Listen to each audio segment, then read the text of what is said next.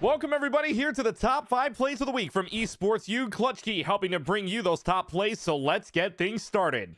In Valorant, it's the Loyola Maryland Greyhounds taking on the Army West Point Black Knights, taken to map number 1 on Icebox, and the Greyhounds winning the pistol round, so it's looking good for them to go up 10-4, but with the Marshal, it's MIB Police from the Black Knights on the case. At the same time, but that opportunity won't be afforded. D-Sung, though, could turn this into a rifle. Potentially more. MIB Police from the Raptors doing work with the Marshal and might even present a greater threat. Jumping down with the classic.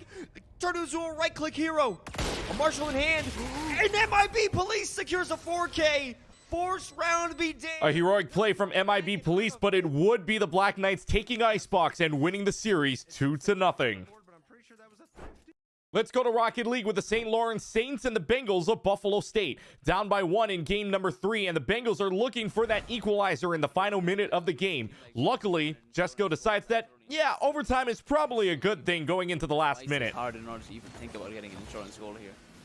Oh boy, it does feel like SLU as well, just trying to play survival mode. No, maybe they're thriving instead. A good bouncer from Elmo Fingers does get past one defender. Turks moving this across the width of the field. The pinch, finding the midfield here. Good catch from Jesco, putting a shot on target as well. Jesco! Overtime, it would go in game number 3, and actually the Saints would win overtime, but as for the series, it would be all Buffalo State taking the dub 4-1. Overwatch 2 action with the Great Danes of Albany and the Spartans of UNC Greensboro. Third map on Havana, and the Great Danes want to cap first point in just under a minute. But Magix has a trick up their sleeve, and in fact, they might have more than one. Out of here, they want to get that kill, and they're doing it. Jesse, they are doing it. Now Magix is back on the field. Lobs Nick's head, oh my god! Showing Volks in the business end of that too. The payload is still being contested, and it's all, oh my. Not only is Magix won a sniper, but the Spartans had a one of their own in the form of a broom, as the Spartans would go on to win the series 3-0. To League of Legends, where the Polar Bears of Ohio Northern take on the Dukes of James Madison. 12th minute in game number 2, and the Polar Bears want their second dragon. On the Kiana, though, Shomi is about to show us what robbery on the Rift looks like. Great rotation onto this. They got the first dragon. They are likely to pick up the second here, and the Shomi can somehow make this work. Well, they're trying, and over the wall, they got a ward and said snipe. And the steal! The steal from Shomi said you only... Dragon stolen, and even with the kill lead, the Polar Bears also got that stolen away. In the end, Dukes would come out with the dub 2-0. Let's head to Overwatch 2 action with the Aggies of Utah State taking on the Rams of Colorado State. Down a map on Nepal, and the Rams need to make some sort of comeback to force map 3. Well, a crazy team fight leads up to why Death Trap lives up to the tag. You're going to be in a great position. And this Dragon Strike might be able to create some separation. But Cass is just taking heads. Cass rolls the head of the finish right now. There's the Terror Search. Is he going to find anything is the question. Immortality Butte happened to be used. This Death Trap finds a triple. Oh my goodness. Death Trap finds a fourth. He's going to find the team kill. Now the Rams would force map number 3, but the Aggies were too strong for the rest of the contest, and the Utah State Aggies get the sweep 3-0. To Summoner's Rift in League, where the Aztecs of San Diego State take on the Spartans of San Jose State. Game 1, and all the advantages to the Aztecs 30 minutes in, and Devour on the Caitlyn makes sure it stays that way to march to the base. Half health.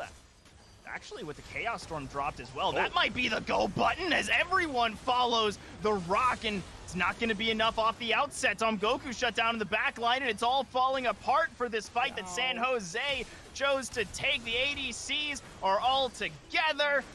Piao picked up a kill on the backside. Tabula Rasa's surviving forever.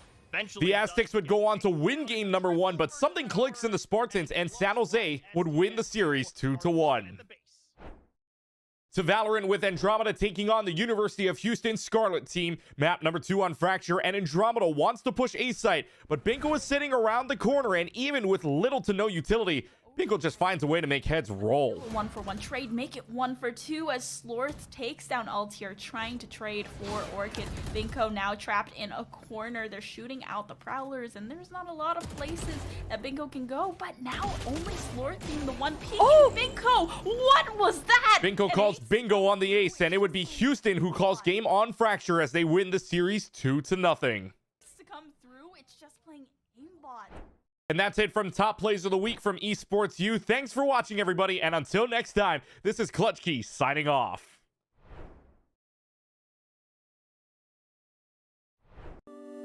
can't say that. I'll get in trouble. There's one for each game, so teams this weekend, somebody's going to have to explain to TSA why they're coming home with an extra trophy. Fine. We're fine. This is going to be great. Why is everybody staring at me? I'm not even doing anything yet. Is it because I'm in a suit? It looks nice. It's new. I'm stressing.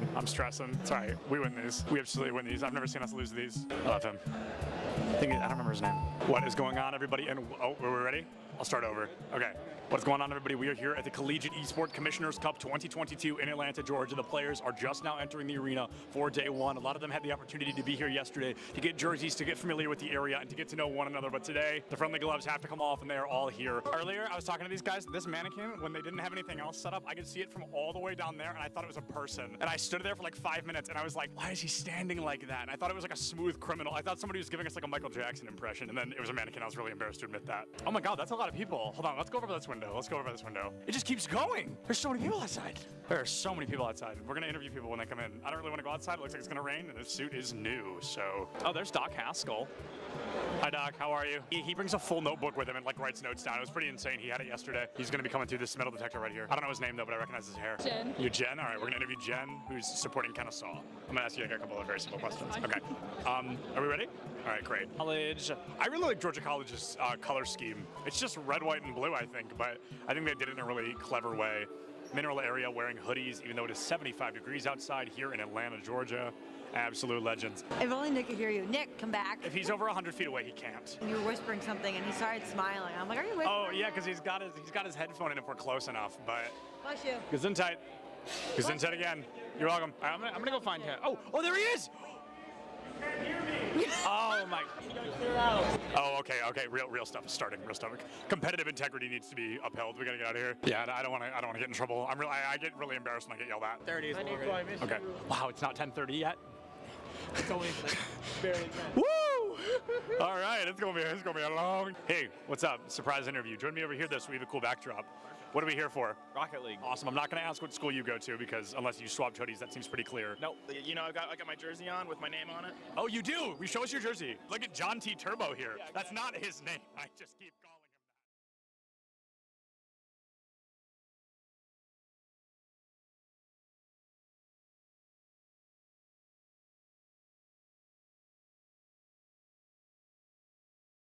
We're at the Collegiate Esports Commissioners Cup. Let's make some noise. Oh, and he jumped into it.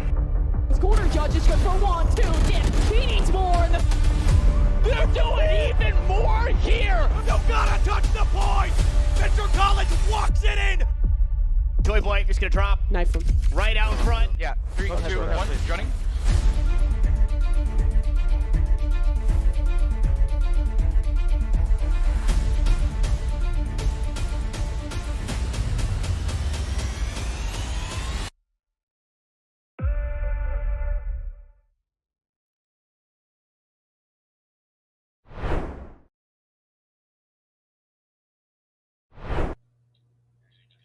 Hello everyone and welcome to the ECAC SSBU playoffs. My name is Soy, joining me is Kilo Miles, and we are getting ready for quarterfinals action. Should be a fun one. University of Albany will be taking on Behrend out of Pennsylvania, and the winner of this battle advances to the semifinals. And these teams are already looking hot. I mean, we were talking about it all throughout the intro, or the pre-show rather. Albany? They got a crazy upset. Number 3 seed, St. Joseph's, down and out to the count. Albany went on a tear against them. And obviously, again, round-robin pools, it was a little bit dicey going into the initial rounds of seeding, but this didn't happen in the initial rounds. These teams had already won some matches to get to where they were in the bracket, and yet Albany still won out to make it to this spot. Yeah, Albany had a fantastic showing against St. Joseph's, and I believe it was D-Danger, especially in that second set, taking numerous stocks, not even dropping all of their own. That second set, a 7-0 scoreline. On the flip side, Behrend, most of their games, 4-0, 2-0 scorelines. They took down SUNY Canton in the opening round of the playoffs, then went on to beat the Golden Knights, who got an upset over LIU in their opening round. So Behrend, this will be their toughest opponent yet, going up against the University of Albany. Yeah, but in this opening round, it's going to be a little dicey. Actually, we do see Behrend putting a strong foot forward in the form of Trollery as going to be the opener. Trollery, nothing to scoff at. has been, I believe, the longest standing member of Penn State Behrend, and well, they were strong even when they had like top PR members on their team. Like they had Melly / Dark Falcon on their team for a while, and like sure, they were still crazy setup player making our like MVP clips channel. And yet Troller was still always taking names. So the fact that Troller is still here in the captain's seat, still putting on a show and opening up for us tonight is going to be fantastic. Yeah, it should be fantastic to see. Like you said, Trollery, kind of the longest standing member and one of the biggest names of this roster overall, like with like what you said, kind of some turnover in the roster in there. But the rest of the squad has stepped up, and we'll get the chance to see them later. But this Pac-Man will certainly be a threat. And I find that it's going to be interesting to see the fact that they're going up against Razor to start off our day. Razor has really stepped up for the University of Albany, rocked a couple different characters, but mostly we've seen the Greninja and Brawler is what we've seen in the past. And that Greninja, I believe, was really the standout character in that last matchup against St. Joseph's.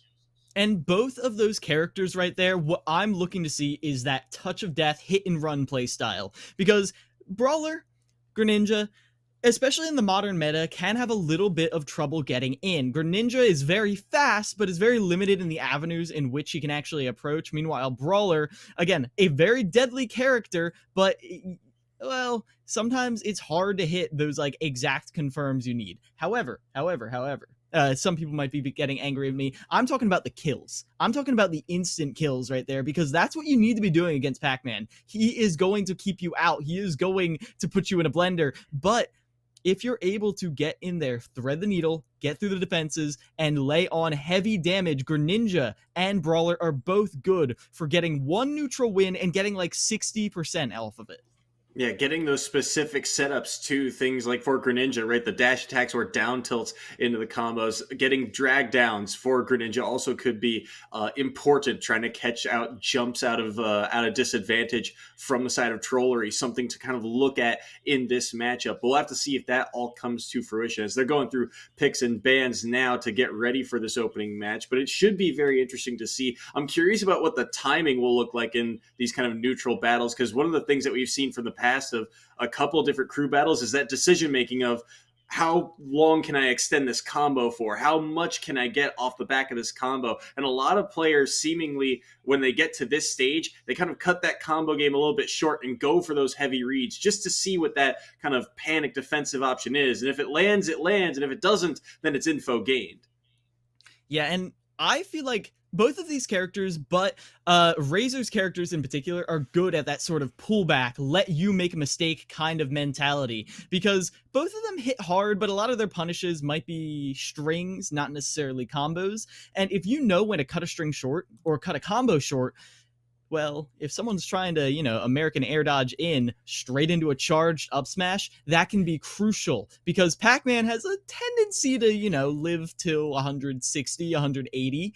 But if you're able to cut that lifeline off as soon as you can, no more bonus fruits for you, then, well, we're going to look at a very different pace, because you do not want to let longevity be a key factor. Yeah, in this type of matchup, I feel like the longer it goes, the more likely the Pac-Man is to thrive. So Trollery could be, the name of their game could be to try and slow that pace down. On the flip side, I'm curious also to see how the edge guard interactions go, because trying to challenge Pac-Man off stage, not really something I think Greninja can do. So if Razor is going to win this one, he has to win it on stage. He's taking him to Final Destination to do so here as we are underway for the first battle of this best of 3 crew battle. A lot of drift back aerials to start out from Trollery, feeling out Razor's defenses as, again, Final Destination going to be very difficult to approach. Greninja's not going to get any of those drag downs you love to see. And although Pac-Man does have platform extensions, I feel like Greninja does get more out of those platforms, so this does hurt because those bonus fruits hit hard, 60% already unanswered, as now Razor does have a ledge trapping opportunity right here, but Nair beats out the Greninja Nair, and we see Trollery running away with this first stock. Yeah, Razor certainly taking the brunt of a lot of damage here. 117 already on the opening stock. The Bell threatening, lingering hitbox. Good back there. Will knock him away as well. Now Razor trying to find a way back, but the ledge re-grab wanted it, but won't get there in time. Will hit him away and take the opening stock. Talk about a lingering hitbox. That thing was there forever. Was that 4 bounces I saw? And either way, I don't think Razor was ready for it either. Trying to stabilize again here on the second stock, but again, they're going for a lot of these undershoot nairs, hoping Trollery is going to overcommit with a dash attack or something, but Trollery is not taking the bait. They're the one punishing Razor for undershooting every single time. Razor's got to go further in. And I love the plays that we're seeing, the way Trollery is punishing, right? For those overshoots, they're getting grabs into up airs at low percent because it's not a great combo, but it's a decent amount of damage. Now these high percents throw out things like a smash attack that could potentially kill. Now maybe a chance here out the down air following up, but still not able to find the mark quite yet. And there's just no easy way for Razor to get in right now. Pac-Man just controls the horizontal so well. It's so difficult for Greninja to really get anything going, because Greninja is very slow in the air. He has no diagonal approach. Like, compared to the rest of the cast, he's got squat. And Trollery is abusing that by controlling the horizontal so well, covering with anti-airs, and then when Razor tries to go in through the air, they just get punished because they don't have the airspeed to get in on top of Trollery. Ooh, good parry on the Hydrant. That was likely their demise if they did not pull off that parry. And now they're trying to find a way to deal with this Hydrant. Just so many projectiles to deal with. And at 182, right, the next hit should probably do the trick here. And there it is. The back air will do the trick. Again, Razor unable to pull off the maneuver in time. They get the tech, I believe, there, but still just a little bit of chip damage here. Trollery not willing to risk any kind of overcommittal there. Yeah, Trollery is already opening up so strong against Albany, who just upset, again, the number 3 seed in this entire bracket.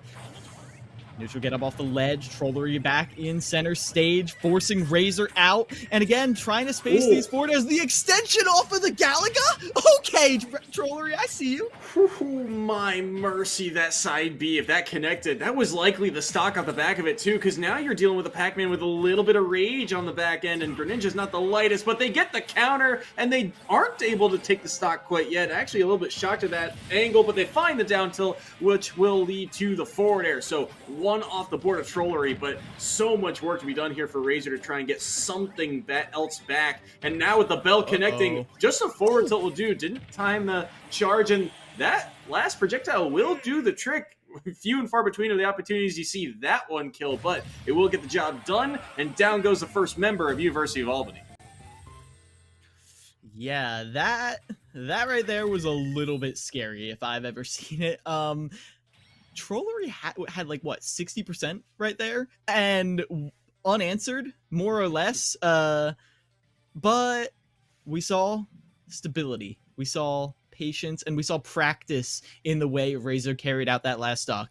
Down tilt, forward air. Nothing fancy, but you hit your buttons. You hit your execution. You got your bread and butter, and you toasted it too. But at the end of the day, Trollery was just getting too tricky with it. Doing things with Pac-Man I've literally never seen. I mean, going all the way up with the Galaga extension and then looking for more, trying to catch Razor on the landing, that is terrifying. And after seeing that matchup for the first time in a while, I have to say it probably wasn't a great one for Razor. There were adaptations they could have made. I would have loved to see them threaten the counter a little bit more as a burst option. It's not a great answer to what Pac-Man has, but it is a answer. And it's one that Trollery didn't have to respect because they never saw it. But in the end, Trollery played that really well. Clean gameplay with just a bit of pizzazz throughout it all. And one of the things that I also think is kind of interesting is that you were talking about the potential mix-ups for a matchup like that. It did feel very difficult for Razor, but you mentioned the counter. We really only saw it once as a kind of last resort. Even things like Shadow Sneak, that kind of surprise burst option, were just completely mitigated. It felt like Razor just, like you mentioned, could not get anything started, and overshooting or undershooting aerials, like you said, just not able to quite get positionings right. Even things like parrying the Hydrant, which you would think kind of lead to an opening, right? Because that parry freezes them up for a second. Not able to take full advantage of that. The spacing just well controlled by Trollery throughout that series. And I wonder if the second member here for the side of University of Albany opts to kind of change the pace of play by going to a stage with more platforms or a smaller stage so that Trollery doesn't have that type of agency. I think that's a good play based on what we saw in the last match. However, given what Trollery demonstrated, I think they will adapt very fast. Going up against the Yoshi now, this is going to be an interesting one. Pac-Man does have a lot of very strong base knockback hitboxes that can break armor way earlier than you'd ever expect. So Trollery are going to be down to stock, maybe an incorrect stage right here. The one thing I'm going to be looking for in particular, Pac-Man's forward smash on the ledge traps. A lot of pro players jokingly call it the final smash because the base knockback that thing has on it, so it can break knockback. It's because it needs to be able to break Hydrant at uncharged.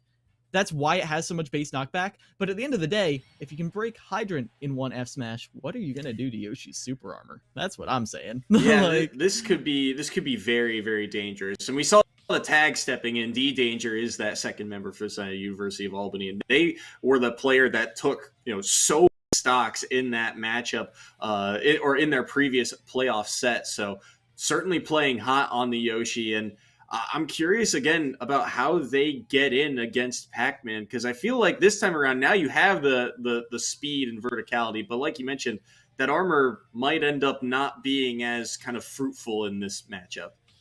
Well, if there is one thing I am happy to see, like you said, speed and verticality. Maybe it doesn't have the same vertical burst or horizontal burst, but Yoshi has the fastest air acceleration in the game. Well, no, air speed, not acceleration. But that means Yoshi has a diagonal approach. That is something that Greninja just didn't have. So this is kind of the polar opposite. This change of pace is exactly what you might need to be seeing. So going in at that sort of forwards diagonal angle, through where Pac-Man usually puts out threats, it's going to be different. I'm curious to see how Trollery covers that. Rising aerials can do it, but challenging Yoshi with those is a scary proposition. And the other thing, too, that I'm curious about for a stage like this, right, is that platform underneath. I feel like the way that these two are going to kind of maneuver around that platform, especially with all the projectiles that we're seeing used relatively frequently here at the start, could kind of influence how the pace of this match plays out. They go for the early forward air. They don't get the spike hitbox, but it's good damage landed. And these aerials from Yoshi starting to really chip away at this first stock. Down B used earlier, have to shield the Hydrant, and unable to find the forward tilt follow-up. They get the knock up onto the platform, but still not enough to do the trick quite yet. They're able to dodge around. They find another forward air. Again, it's not the spike hitbox, but still, Trollery certainly taking the brunt of the damage here. And now, for the first time, we see Trollery truly on the back foot right here. They are not really equipped to handle these runoff aerials. D-Danger is putting up so many threats off stage without burning any of their resources. And that's scary if you're Trollery, because, well, you don't really have a lot of strong aerials to challenge Yoshi.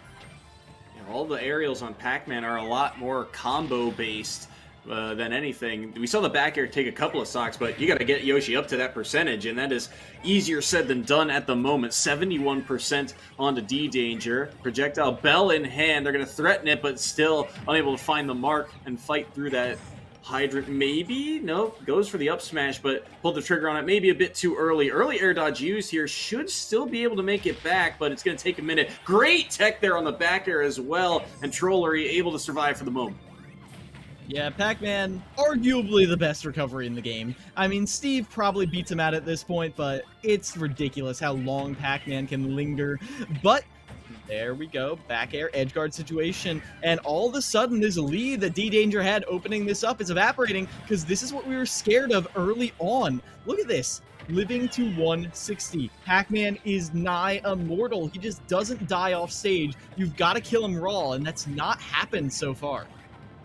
It's relatively easy to do, you would think, with Yoshi, but it's hard to track down Pac-Man. But there, the side being gets caught by the up smash, and D-Danger is able to do just that. So one more off the board. Trollery with one stock remaining here, but D-Danger's at 163. Trollery has a chance to extend the lead here for the side of Penn State Behrend, but now the Nair will knock them away. 174 here. How does Trollery go about getting the stock?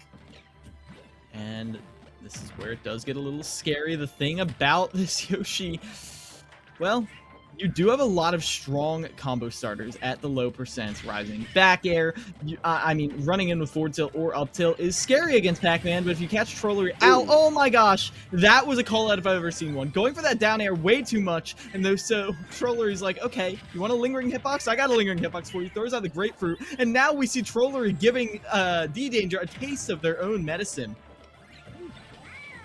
And then once again, getting a stock off of the grapefruit is not something you frequently see, but it will do the trick. Wow, I can't even speak. Yeah, able to do the trick right there.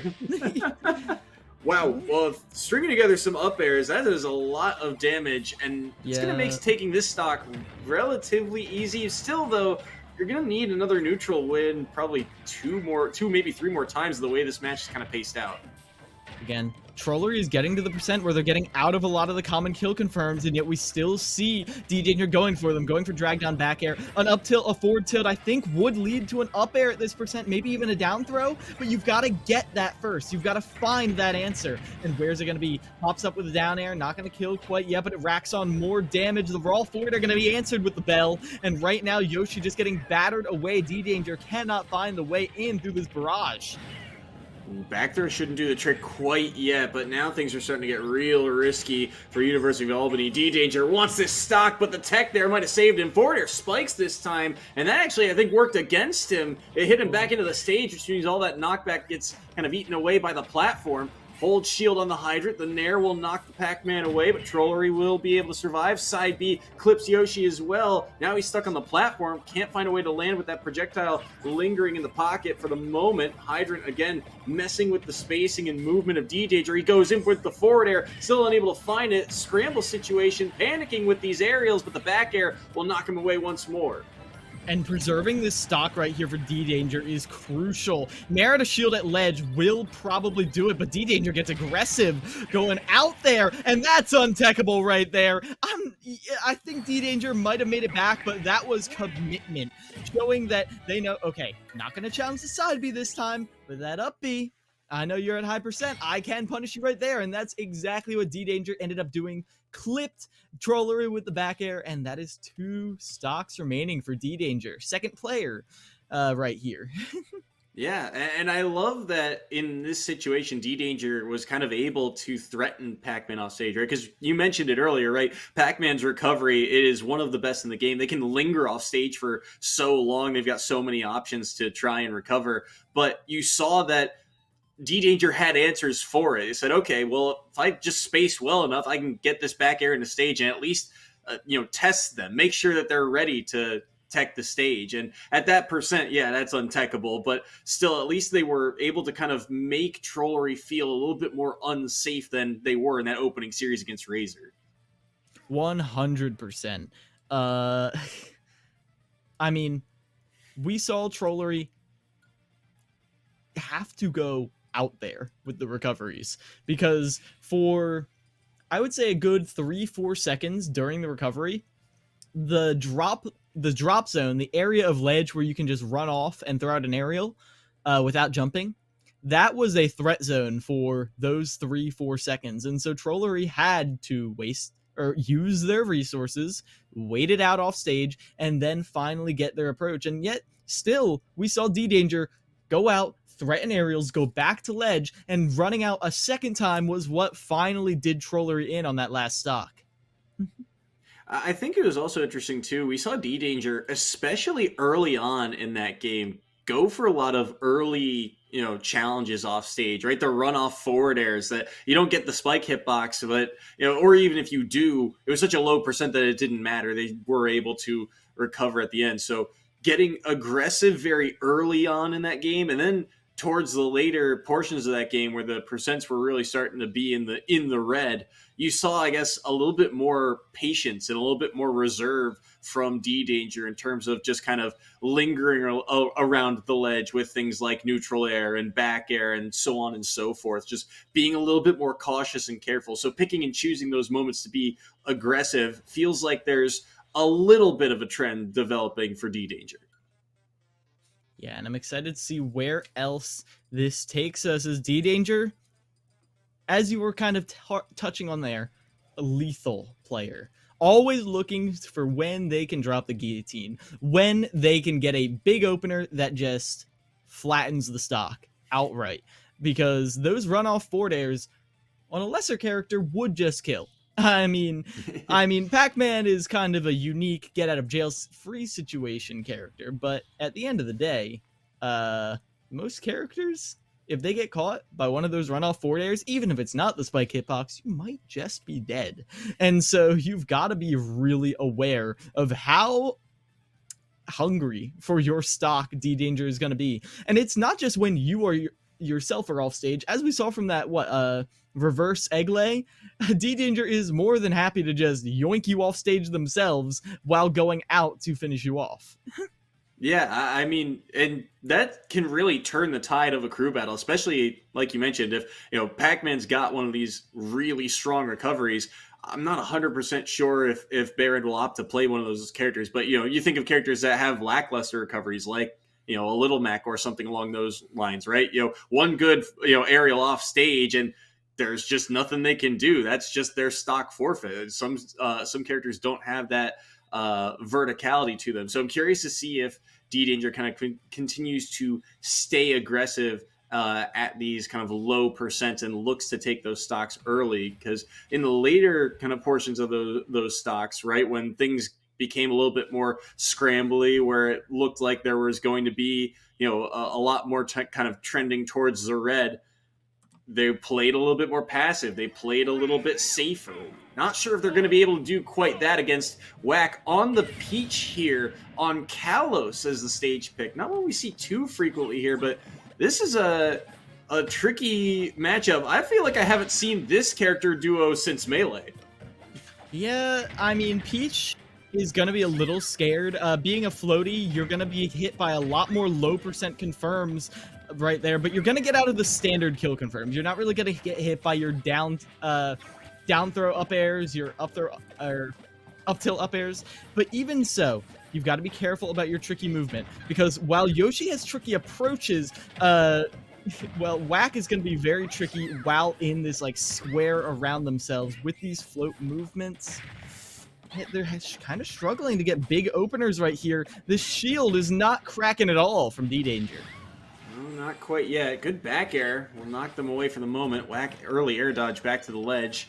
They're looking for their opening here. A couple of these threatening aerials. There's a lot of float cancels being thrown out, but still not able to really find the mark here. It feels like these trades, while you do have the stock advantage, if you're a D-Danger, you can kind of afford to trade back and forth here for the moment. Good down air, still not able to take the stock quite yet. Oh, thought he pulled the trigger a little earlier on that up air, but instead the late hitbox gets air dodged away, and instead Whack gets to survive, but only for a moment. The Nair nearly doing the trick. The back, okay. Wow, the side B actually hits him away and will keep Whack alive. Yeah, that really kept Whack in this stock, because right now Peach could end this, but again, these cross-ups, we're not seeing Whack being ready for them. Yoshi's airspeed is just too fast, but the triple roll, come on, you gotta be ready for that. But the double parry's not there, so Whack is forced to the side of the stage once again. That time you get a shield grab because no cross-up, tried for a drift back, but we can see now we have Whack in a very good position, but gets caught by a dash tag, and that is all she wrote for that stock.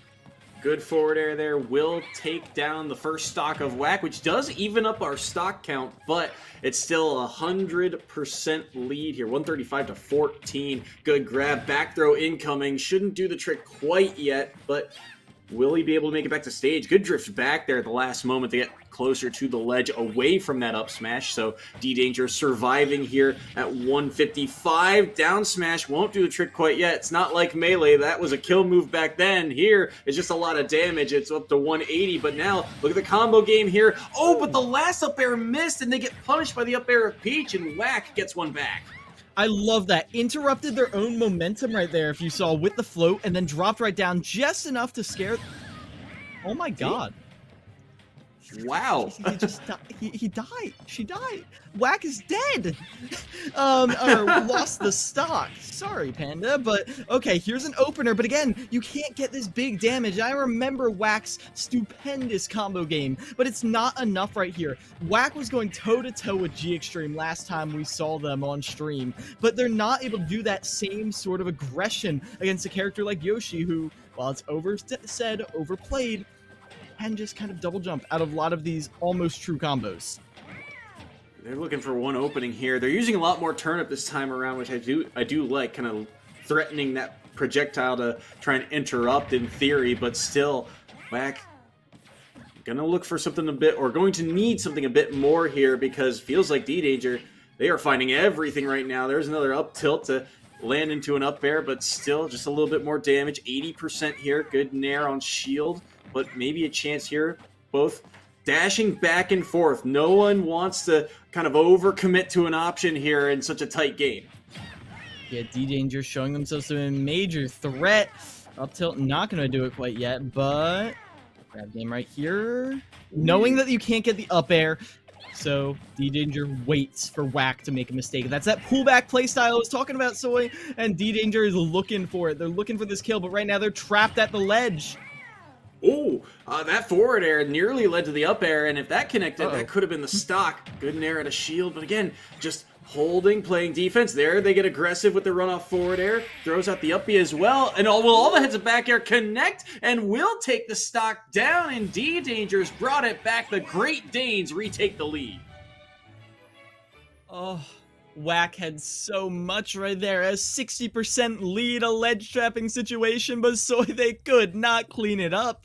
They tried so hard, but D-Danger was slippery. They were elusive, and they were putting on the pressure constantly. Whack very often had the correct answer to what D-Danger was throwing at them. Like, Whack would roll in from the ledge, D-Danger would drift back with the nair, Whack would already have their shield up, but then D-Danger always had the speed to escape from these pressuring options, and Whack would try to go for a shield grab or an aerial out of shield, but Peach just can't track down Yoshi like that. It just wasn't working out.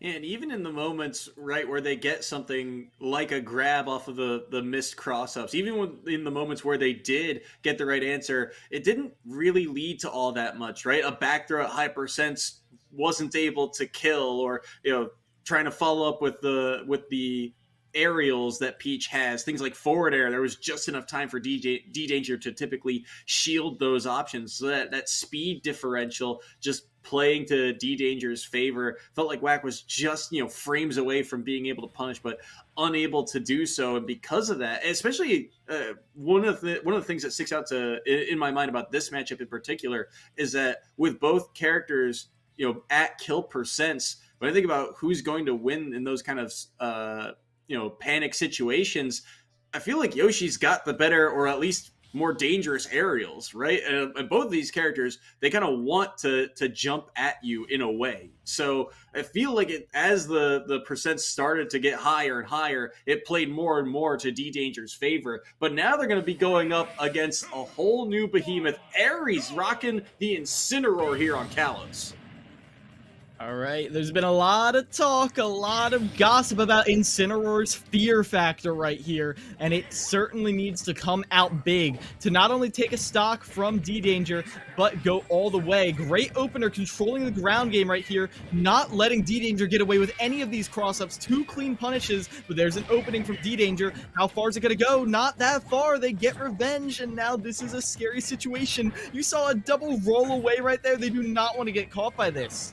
They do not want any part of the damage that could come online, and look at that up smash nearly connected, but look at the advantage that D-Danger has built up for themselves. This is already an Incineroar up at 93, but then again, that fear factor ever present, you could get a lot of damage here. Good 2 up airs will help chip away at D-Danger's stock here, their last one in this opening crew battle. Grab, looked for the up air, but the revenge was out, so unable to read the DI this time around. Good follow-up, and we've seen a couple times D-Danger get that up B back to stage to try and cover any reversals, and that time it works out as it leads to an up smash, and down goes Ares' first stock.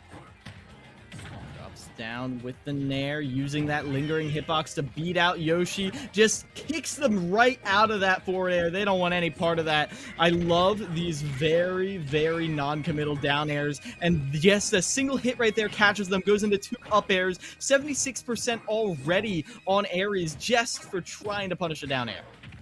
And now, look at how careful D-Danger is playing, right? In that neutral state, he was just dashing kind of back and away, saying, I'm faster, you have to come to me. But eventually, the power of Incineroar will come through. I believe that was Dash Attack, which was able to take that last stock. So down goes D-Danger, but it still puts Albany in the lead as we get down to the final members of this opening crew battle.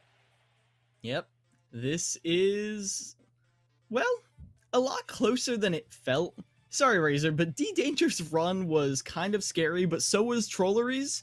Like, Trollery and D-Danger really defined this first crew battle, and it feels kind of jarring that D-Danger, well, Trollery opened up in a huge way, and then D-Danger answered right back, but then was stifled, and now we're at a 1 stock differential against Incineroar, who essentially is a comeback character. Let's not mince words. This is very doable for either side right here. Obviously, Albany at a major advantage having 1 more stock, but all it takes is 2 mistakes. 3. Let's be generous. It takes 3 mistakes in this game before it's even. And sure, you can play perfectly. We saw D-Danger playing perfectly a lot of the time, getting their opening, stringing together like 4 or 5 up airs against Incineroar, getting 90%. But at the end of the day, that's not a kill, is it? That's not the stock over, is it? And so if you're not ending that stock and you're just leaving Ares lingering at 100%, all of a sudden, then the nerves start kicking in. And that's not what you want to be have happening in this last round of the crew battle. Yeah, that could be very dangerous to see. Ares was able to take that last stock thanks to kind of D-Danger getting a little bit overly aggressive there, try to save for landing, got caught by the dash attack, and that was the stock forfeit. But Ares, you know, we were talking about kind of that fear factor of Incineroar, and one of the things that is kind of interesting about this character is that it feels like they have almost everything. It's like the way that Little Mac has that fear factor, but at least you get a little bit more of an aerial game this time around. But against an Isabelle for the final round here, this is a very odd matchup in terms of the kind of distance these two cover. Yeah. I'm trying to think of what funny little interactions are going to be in here. Incineroar puts out a lot of Isabelle puts out a lot of hitboxes constantly. That is revenge food. However, you can play around that in theory. I'm a little bit scared right here. I want to see how Katyusha treats this, because right now they're going fairly even. Katyusha's getting really aggressive. You know, typically when I think of Isabelle or Villager, I think about, you know, just constantly, like you mentioned, throwing out those aerials, just constantly throwing out projectiles and pressuring, but they are very much in the face of Ares right now, and Ares is eating a ton of damage for it. Saipi's not going to land. The up B will help them get back to stage, but that... Wow, I did not expect that to kill, but it does, and all of a sudden, Ares is onto their last stock. Okay. Going even. I mean, when you're up a stock is perfect for you. And simple little bread and butter right there, 35% extended into the up air. Katyusha is playing this distance game as well as you can. I worried about the revenge fodder, but we're not seeing a lot of it. And I like trying to get the opening with the jabs. The spacing was a little off right there, but it gives Isabelle a very threatening get off me tool that doesn't really feel like it. Lots of coverage here along the ledge. This is a back throw. Is that the stock? No, not quite yet. Not enough damage dealt there. Good DI. Low recovery. Not one that can really be challenged unless you get the ledge trump into the down air there. And that is one emphatic stock off the board. But still, so much work to be done here for Ares. They're going to up B on the stage and get a little bit of damage dealt right back. But Katyusha, the pressure is on right now. There's just no easy way for Ares to deal with this constant projectile mayhem being thrown their way. 147 right now. They'll be back to the ledge, but you gotta feel like the stock is working on borrowed time. Yeah, it really is. You've got to respect every single little hitbox, because every one is an edge guard situation. But speaking of one, if you're able to finish it right here and now, that's crucial. Just goes for the grab, goes too far, gets caught by the Nair out of shield, and that will be the first crew battle, the first point going the way of you, Albany. I like the idea from Ares there, but you mentioned they get a little too aggressive with it, and they get punished with the Nair from the ledge to take that stock. And at 165, although Isabel doesn't deal a ton of damage with those aerials, that Nair will absolutely do the trick there. And so very well done there. Penn State taking down University of Albany. They take the opening crew battle here in this best of 3. But now these teams will take a little bit of a timeout to try and figure out the strategy headed into round number 2. Yep. A little bit of breathing room for them right here. And I feel like...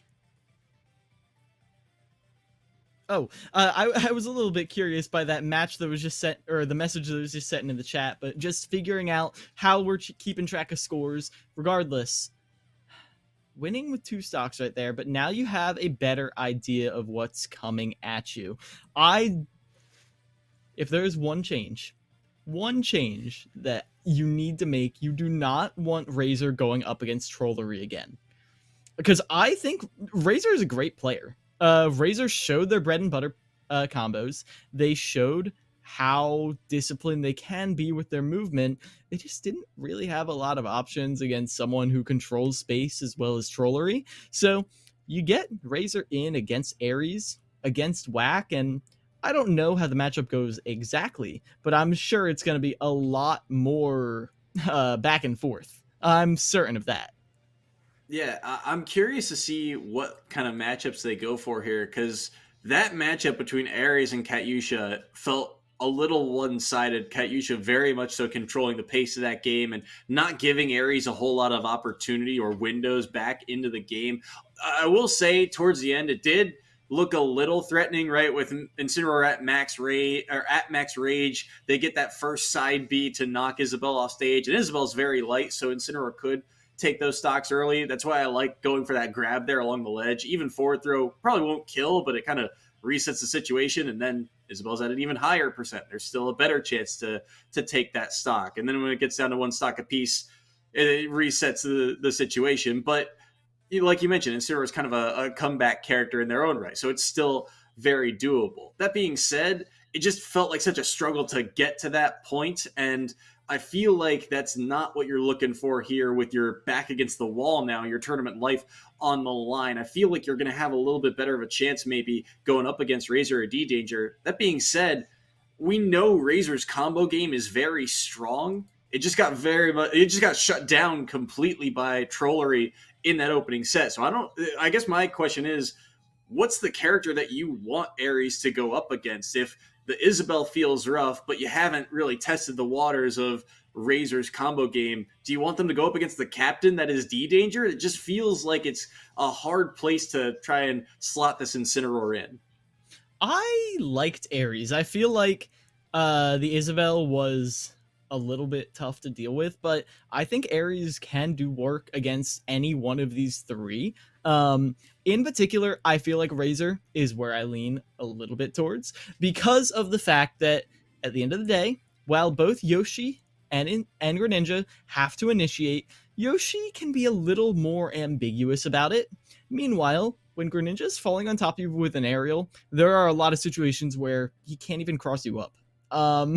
And if that's the case, and Incineroar knows what attack is coming at him, because Greninja's attacks often have a little bit more wind-up than other characters, and knows, of course, that they're not going to be crossed up, we're going to see Ares do a lot more work. Because we saw Ares with the awareness to punish D-Danger's cross-ups, to dash all the way across stage with an Incineroar's slowest ground speed in the game, and catch D-Danger on the cross-up.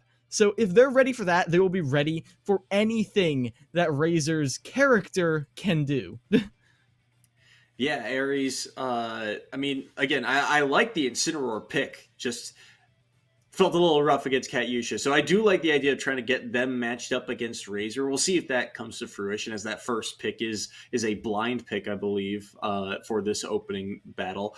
on top of that too, Troller, like you mentioned, Trollery and D-Danger kind of being the standout performers in that opening set. I'm also curious to see where they line up Whack, because Whack was one of the players that really stepped up in the previous series for Penn State Behrend. So I'm curious to see if they opt to try and have them deal with D-Danger again, because D-Danger did get the better of them, but maybe there's something that they noticed in the game plan for a potential rematch, or maybe they want Whack to go up against the Isabel. It's an interesting kind of dynamic of the characters that we see here, because typically I feel like at this stage we see a lot of like all throughout the top tiers, right? The Wolf and Roy thrown into the lineups here, but we get to see some more unique characters between these two schools, and one of them is going to be in that semifinal. Yeah, a lot on the line right here. University of Albany, again, they already got the upset to get here. They're already past where they should be in the bracket. They want to keep it going. They want to keep this miracle run going, but Penn State Behrend, they pushed Fisher closer than any other team during the regular season. They went back and forth with them in a way that no one was expecting. They want another shot. They want another shot. But right now it feels like, especially in that first crew battle, everything that Behrend had, Albany had an answer to.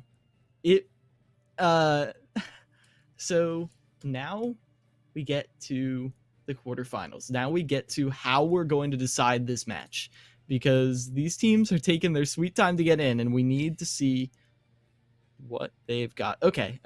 So players have been selected, I believe.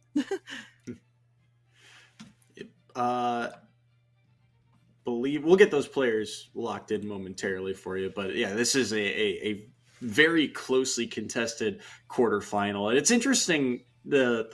We talked about the path to kind of get here, right? University of Albany, they got the upset over the number 3 seed, but Penn State, they played up against some kind of lower ranking teams to get here, right? They played against teams that got upsets to get here. They played against SUNY Canton in the opening round. They played against the Golden Knights in the second. They were a 27 seed who got the upset over LIU. So this is the strongest team that they've faced in the postseason. And yet we know that they're battle tested, right? Because they played against Fisher in the regular season. So we know that they can, give a good shot at the cream of the crop here. But University of Albany, we've also seen them make very deep bracket runs. In fact, I'm pretty sure just last year, they ended up being in a very similar situation, top 8 contesting for top 4. And I think they actually had their run ended by either a Fisher or a Pace, or I believe St. John's was also in that potential run. Northwood, for example, was another team that was kind of in that contention. So both of these teams, they've made it to this point before, but it's about who's going to take that next step. And right now, it feels like it's University of Albany, and we'll see if that adaptability comes online as we get ready for set number 2 here. This time around, it's going to be Aries versus D-Danger, Incineroar Yoshi, and we go to Smashville to battle this first one out. I love this, actually. We saw Aries come in to stop D-Danger's run before, and although Aries did drop a stock, they looked very prepared. Right now, though, with these platform extensions, that preparation may not have translated between crew battles. Now another opportunity for Aries to get on in there, catches the non-crossed up forward air, and already pretty even percents. This is a grab, though. Good back throw. Won't do the trick quite yet. Not enough damage dealt. Good neutral B, and he won't be able to mash out in time either. So down goes Aries' first stock. And even if you do mash out, you got to really be aware of where you are, because even an up B from that distance is the only option you've got left to recover. Either way, D-Danger taking full advantage of Aries not being aware, but there, just quick forward tilt will do the trick, and answered back on the stock count immediately. That little jab right there is right now. Oh man, Aries was held prisoner on that platform. Eventually has their little escapade, and now they're trying to fight it out. But again, Incineroar doesn't really have the tools to control this platform like other characters would. I mean, you have drop-through aerials, sure, and they're threatening, yeah, but at the same time, we're not really seeing D-Danger have any reason to respect it. They're just dancing all around this platform, which is Ares' safe haven, but they're getting a lot of damage in there, and that might just be another death.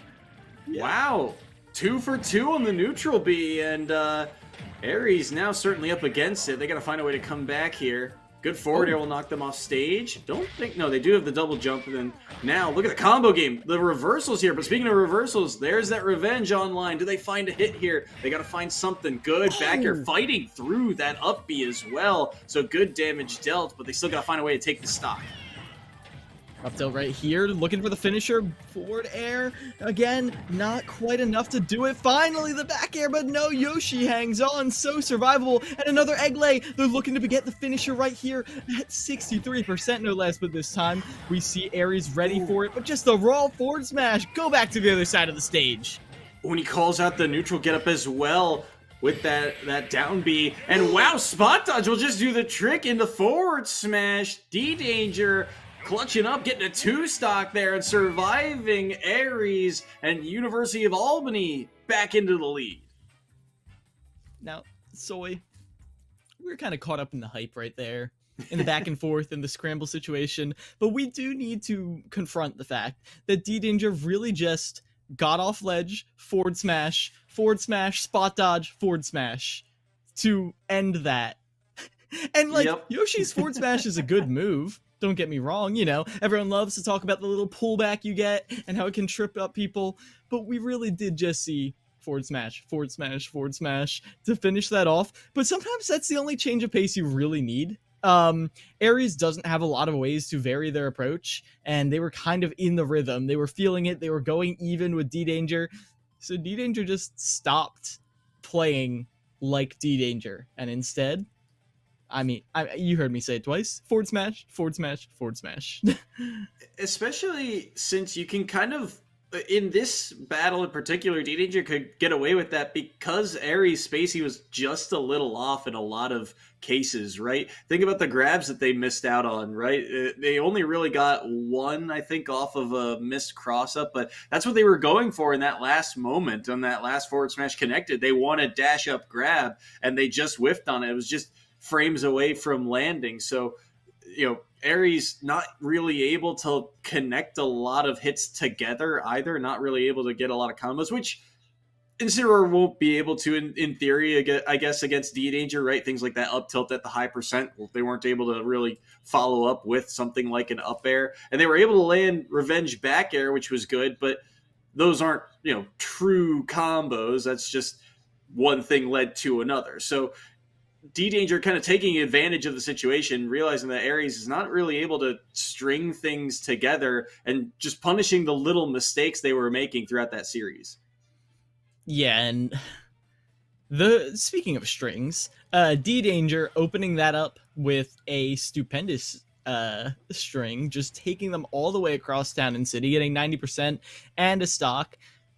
D-Danger showed adaptability right there because they were crossing up Ares, but not enough in the previous match, and they showed I can just go even further beyond. Like they even they crossed them up, but like crossed like 3 shield lengths away. Like they were gone.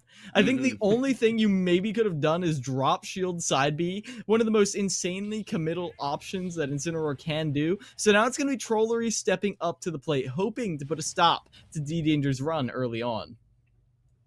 Penn State, Behrend, they got to find a way to battle back here. Trollery was the MVP of that first series for them. Can they do it again here and bring it back? Because otherwise, University of Albany, if they win this crew battle, they're on to the semifinals, which could be massive for them. But we got to get there first. We're back to Final Destination, comfort stage for Trollery, comfort stage for Pac-Man. And now we're seeing a lot more, like you mentioned in the previous bout between these two, that verticality. Yoshi kind of landing numerous times with these down airs, threatening and chipping away at that shield of Trollery. again, we saw a very respectful game between these two last time. Very clear understanding of what options are available and what you need to do to punish it. So we can see Trollery not getting up to any of their shenanigans right now. They are giving them a lot of respect, just waiting to catch that landing from all the way across. Slower paced game, like you mentioned.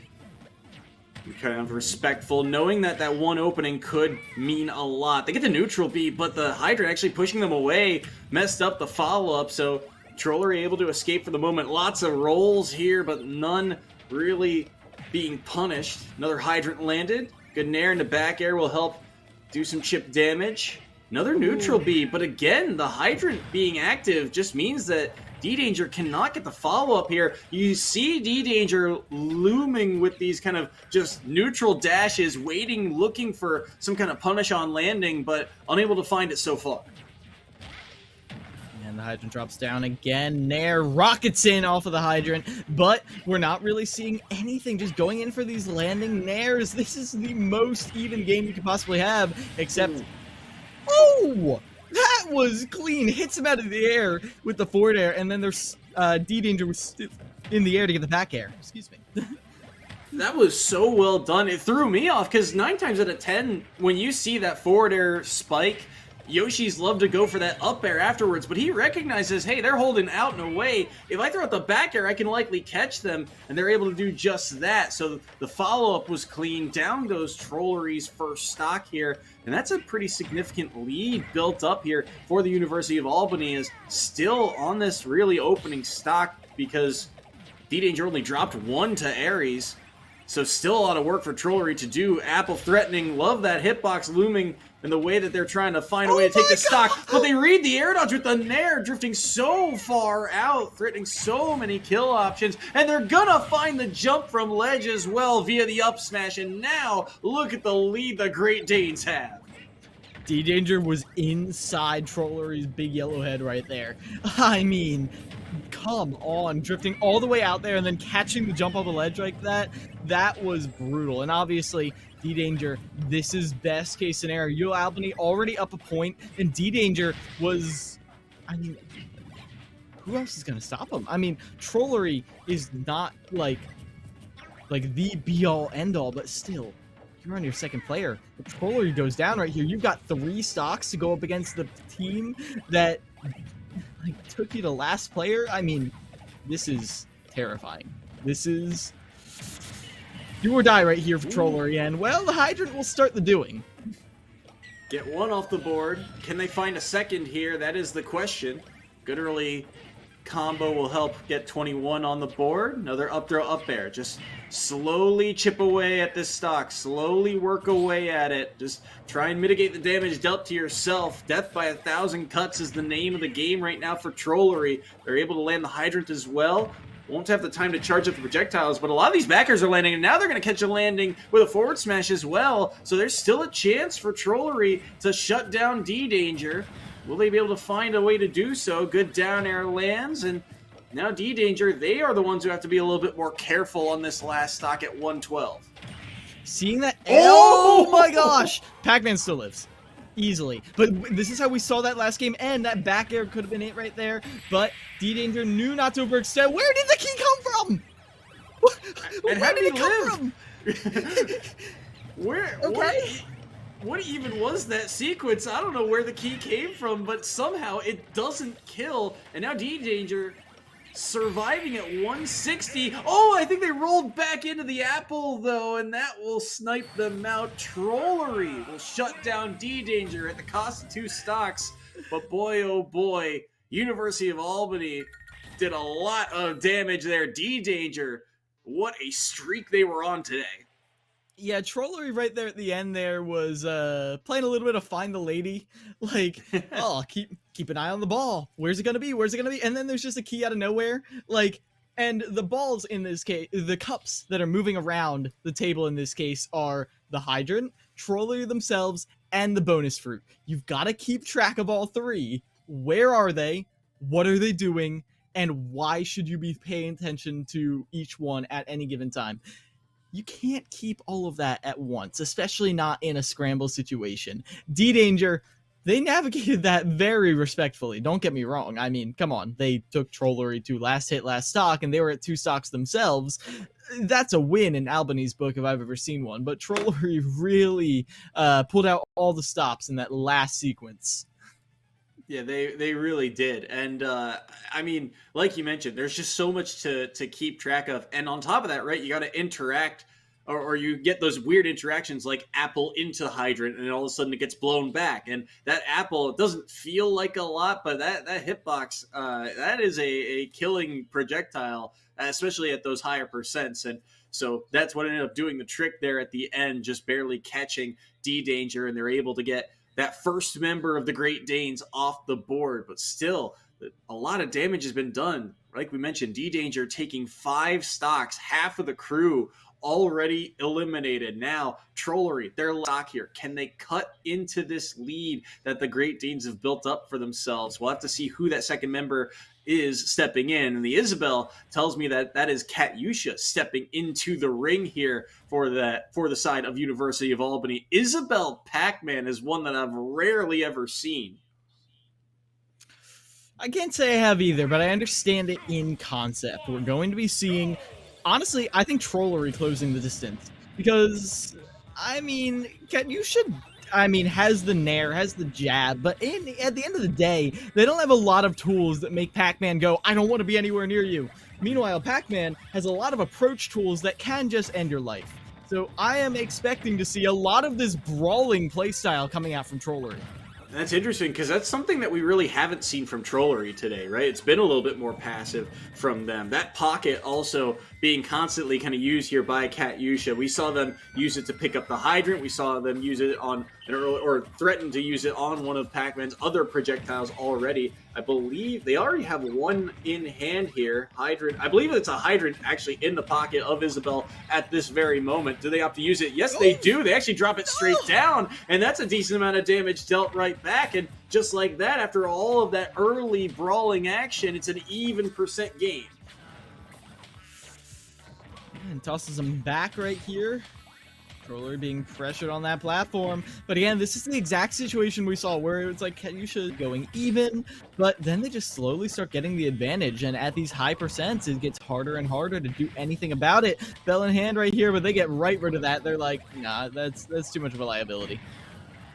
Downer trades. Every trade working in Albany's favor. That aerial won't do the trick quite yet. Dash attack, that hitbox not able to connect onto that side B. Pockets the hydrant once more. Nair will get a little bit more damage online. Another pocket used there.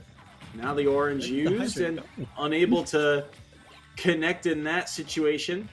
Oh, the bell got stuck at the platform. I think he was waiting for it to land, but it did not drop through, and so Trollery going to have to reset now, and they're going to have to find a way back to stage. Yeah, lead trapping situation. Trollery elects to go all the way over. Don't want to mess with that mine at all. But right now, hydrant behind you, grab thrown out, but still it is Katyusha who gets the edge. Pac-Man's delayed recoveries are doing wonders against that fishing rod, but in the neutral exchanges, it's these little taps from Katyusha that are giving them the edge. They want the back air here with all this rage. It could kill. Good forward air, though, will knock them away. Side B won't be able to catch the next projectile. Hydrant lands. Both players here in the red, so next hit should do it. They got knocked up into their own hydrant, and down goes Trollery. Katyusha survives unscathed, and it's a 6-3 lead for University of Albany. All right, I know we don't have an instant replay, but instant replay in your mind. Everyone close your eyes and focus. So, Trollery throws out the Galaga. At the same exact time, we see the pot come out from Isabel's dash attack.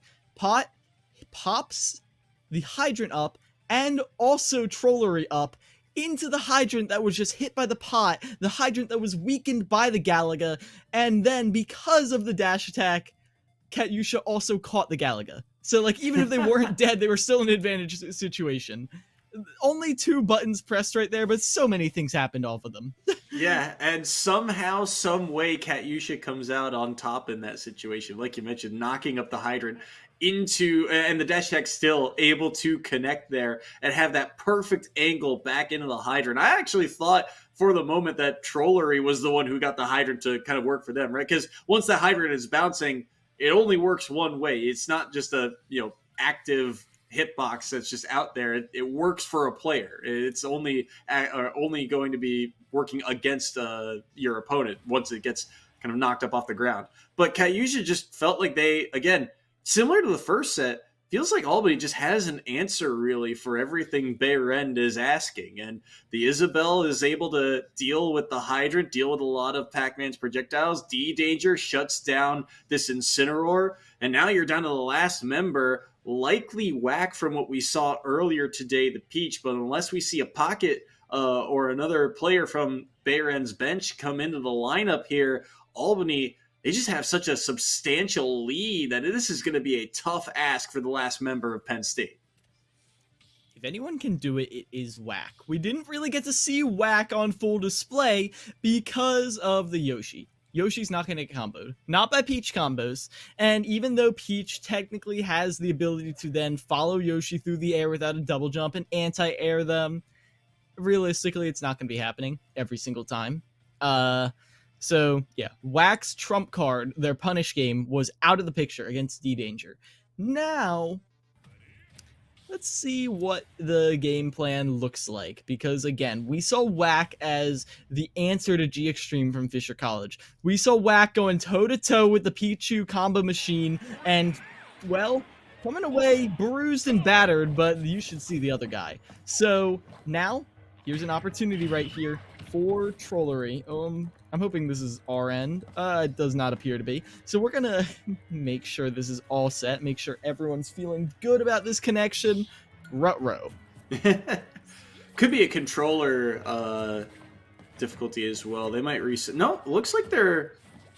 Well, we'll get the ruling on this if this is live or not momentarily. I think they're going right into it. So this is a live game. They're just gonna play this out. So Whack, Katyusha, and Whack. Again, this is tournament life here for Behrend. Whack has to find a way to take 6 stocks. And I feel like the first challenge is just get this Isabel down and out. Take out this Isabel however you can. Worry about the next set when we get there. You have to win this one, though. Oh! And you're not going to have the chance to with a down air like that. No chance at recovery. Katyusha on a tear.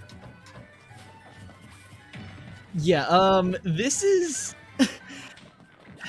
very scary. Very scary indeed. Because, again, I talked about how Whack has this combo game. Whack has the ability to delete stocks, but Katyusha plays this elusive play style. They're not going to get caught by any obvious starters, and while these edge guard situations are looking to go Whack's way, they can't get the finisher.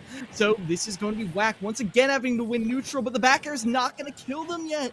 Katyusha still hangs on. Yet again, 171 on this little puppy dog. She's still living. One of the lighter characters in this game, and they're nearly at 200% against Peach, who you'd think would have the kill power in their kit to take this dog down. Counter comes through, and even though it was the wrong way, that hitbox will turn around if you connect it. So they take down the first stock of Katyusha. Now they got to find a way to take down another 2, but they're at 100% right now. They're able to get back to the ledge, and somehow, someway, they get out of that situation, but they air dodge, and they don't have their jump able to get back out in time, and that is an SD from Whack in such a critical moment. Now they're on their tournament life here.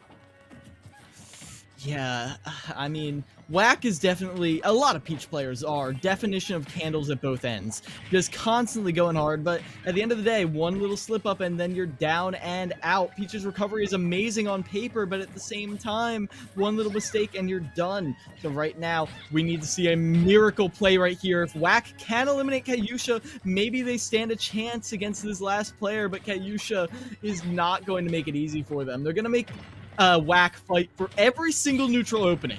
I do love the pressure that WAC is putting on right now. We usually see Katyusha putting on the pressure with, the aerials from a distance and then kind of closing that wall down in. But WAC, in those last couple moments, just continued to pressure the shield, continued to throw out aerials. They're looking for something here. They charge up the up smash and they don't find the hit to connect. They will find forward air and it will be enough to take down Katyusha's second stock. So last stock apiece here, but it is a 72% differential right now, trying to find a way in, but the dash attacks are connecting. Katyusha continuing to chip away at this stock, making life miserable for WAC, and now you start to wonder, Isabel's got some killing aerials, and if these soft hitboxes are connecting, things could be dangerous, but they find a down tilt, they'll get a grab off the back of it, and this is good damage landed.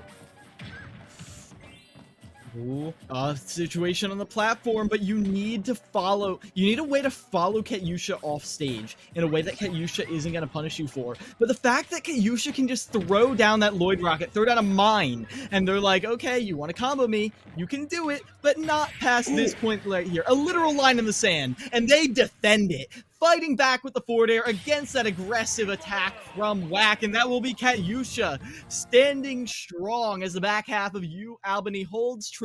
2-0 for Albany. They came here on an upset, and they are moving on to the ECAC bracket.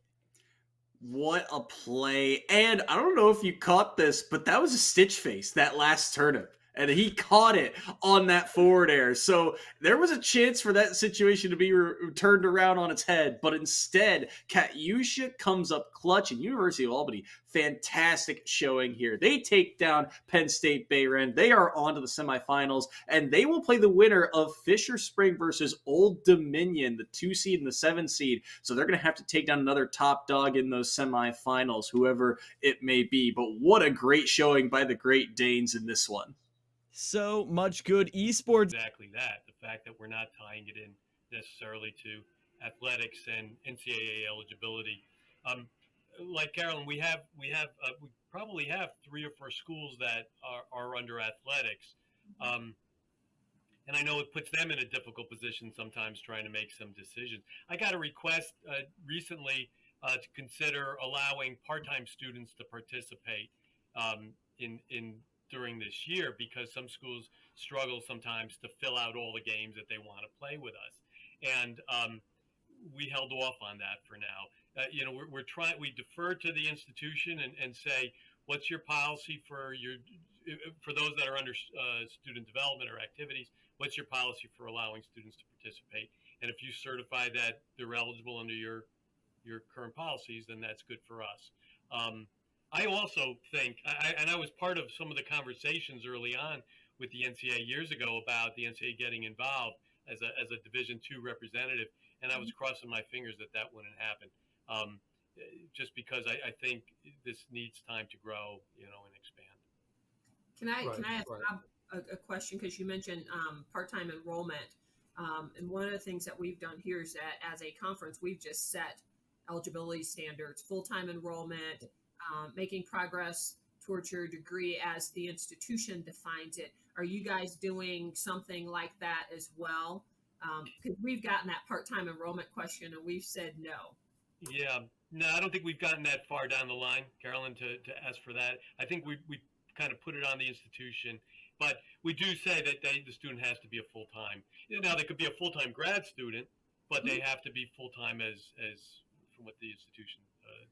Yeah, our eligibility requirements are just as simple as can be. You have to be a full-time student in good standing. Yes. And after that, and that's about it. Now I think we wanted as few impediments to getting this thing rolling as possible in the outset. I do think as schools get more competitive, they will start to distrust one another, and that's why we have this 500-page NCAA manual, because schools distrust one another. But we're not there yet. Right now there's still a collective, let's move this forward. And the fact that the NCAA is not administering it, I think, is really helpful to the growth of it all. And yes, we allow grad students. We don't even have a 4 or 5 year clock. If you are full-time enrolled for 10 years in good standing, you can do, and why not? Why would we not say that that's okay? Now, eventually, like I said, we may change our minds if the schools requirement. They say, no, this is crazy. Look what they're doing over there. We don't like, but I think we're still a long way from that. Alex, do you have anything? Yeah, I mean, I echo everything that really Carolyn has said. You're gonna have to forgive me. What was the original question? It's been a minute. I know. I'm sorry. Well, just kind of what you set out to do, and then what maybe the realities of it all.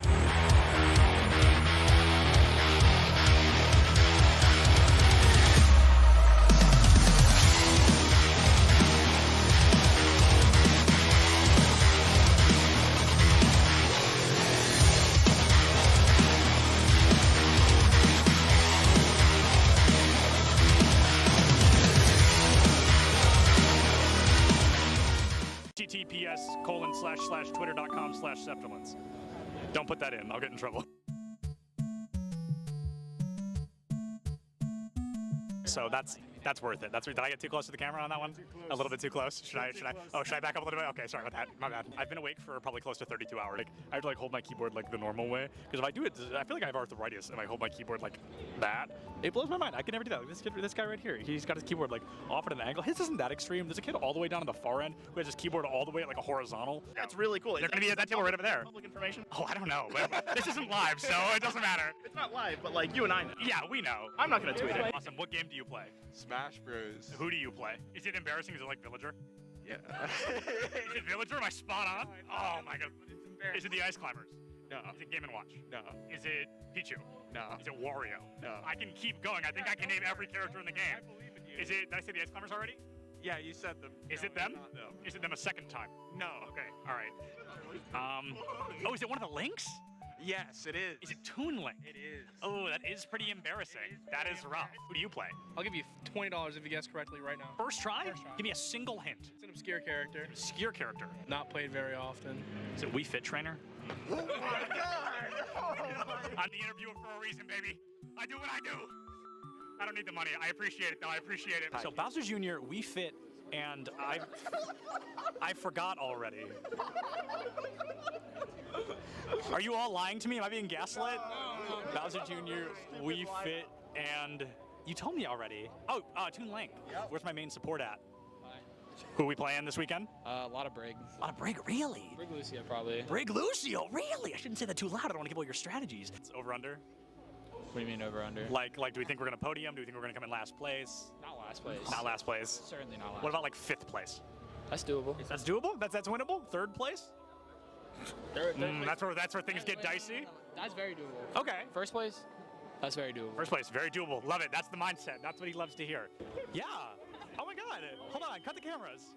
Well, who are you? Hello. Oh my god. I saw you earlier. I saw the back of your shirt. And I was like, I know that name. I know him. It's a quick play game. They cute.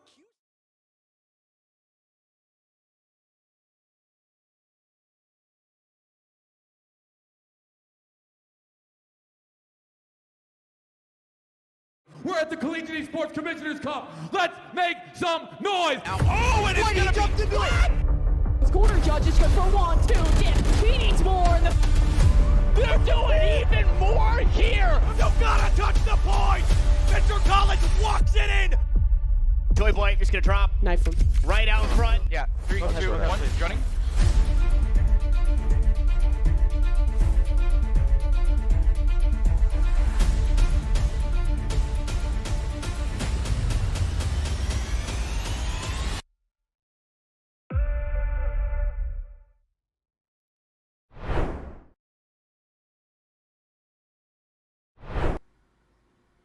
Hello friends, welcome to Esports U's presentation of the ECC playoffs. We got playoffs tonight, and I'm Mr. Bepic, joined in the booth by the magnificent Mr. Monkey Man. How you doing tonight, Monkey Man? You know, it's a wonderful Monday, and of course, we got to start that off with some collegiate esports. That's the only way to be able to kick off your Mondays, because the office is not where you want to be. You want to be right here behind the stick, behind the mouse, behind the keyboard, behind everything you can. And of course, behind these players that they've been competing into this bracket. And this ECC competition is anything but cold. It's been red hot as we find ourselves in the semifinals. And this should be a red hot matchup. I had the pleasure of being in the booth for the last time the College of Staten Island and New York Tech Cybears matched up in the regular season. This was week 6 of the ECC regular season, when all 5 games, multiple overtimes, and I mean, that was a heater. And I'm fully expecting a matchup with LAN on the line, Monkey Man, to be just as good. A LAN on April 22nd. It's going to be a wild one. That's a month after my birthday, so I've got to enjoy being 34 by that point. But they're going to be in Brooklyn, and it's the battle for New York. They've been doing that all over this entire division, this conference, and, you know, they're going to be doing it again. But it's decided tonight. You got Farmingdale. They're figuring out their A and B squad. Someone has to win between them. But this one, the Dolphins, the Cybears, these two teams, like you said before, they went the distance before, and we had a little bit of pre-game banter, pre-lobby banter with some of the, I think it was CSI, and they're like, this one's going to be a sweep this time. I wonder if that's going to be true. I like the confidence. I don't know if the results will quite back up that level of confidence, but I wouldn't be surprised to see either of these two teams take it. With, I mean, CSI, solid team. New York Tech Cybears, solid team. I mean, it was close in the regular season. It was New York Tech that came out on top of that. And if I remember correctly at the time, CSI was undefeated going into that matchup. They were 5-0, and I think the favorites heading in there. But New York Tech took it from them, and I guess with revenge on the line, maybe that's why we're seeing so much talk about the potential sweep. Revenge on the line and on the mind, and we're going to be getting out there, standing on the line as we go into game number 1 of this best of 5. You won't have the down and distance to go to 7. No. You got to get this job done early. As we start things off in blue, it's going to be the CSI Dolphins. In orange will be the New York Tech Cybears. What is CSI wearing? In Drift Sea, I don't even know what that car is called. 11 teams in one of the ugliest Dominuses I've seen in a long time. And I haven't seen what Mux is. I mean, that's not an ugly car, but it's definitely not standard. They've come out in fancy vehicles, and they're already almost scoring. I think that is the Roadhog XL, or it might just be the regular Roadhog, and then the other one is the Jaeger. But let's talk about Mr. Gooch. He's able to get a nice scoop and save, as that one was deadly and on target. But a lot of pressure early on as the Dolphins are swimming in formation.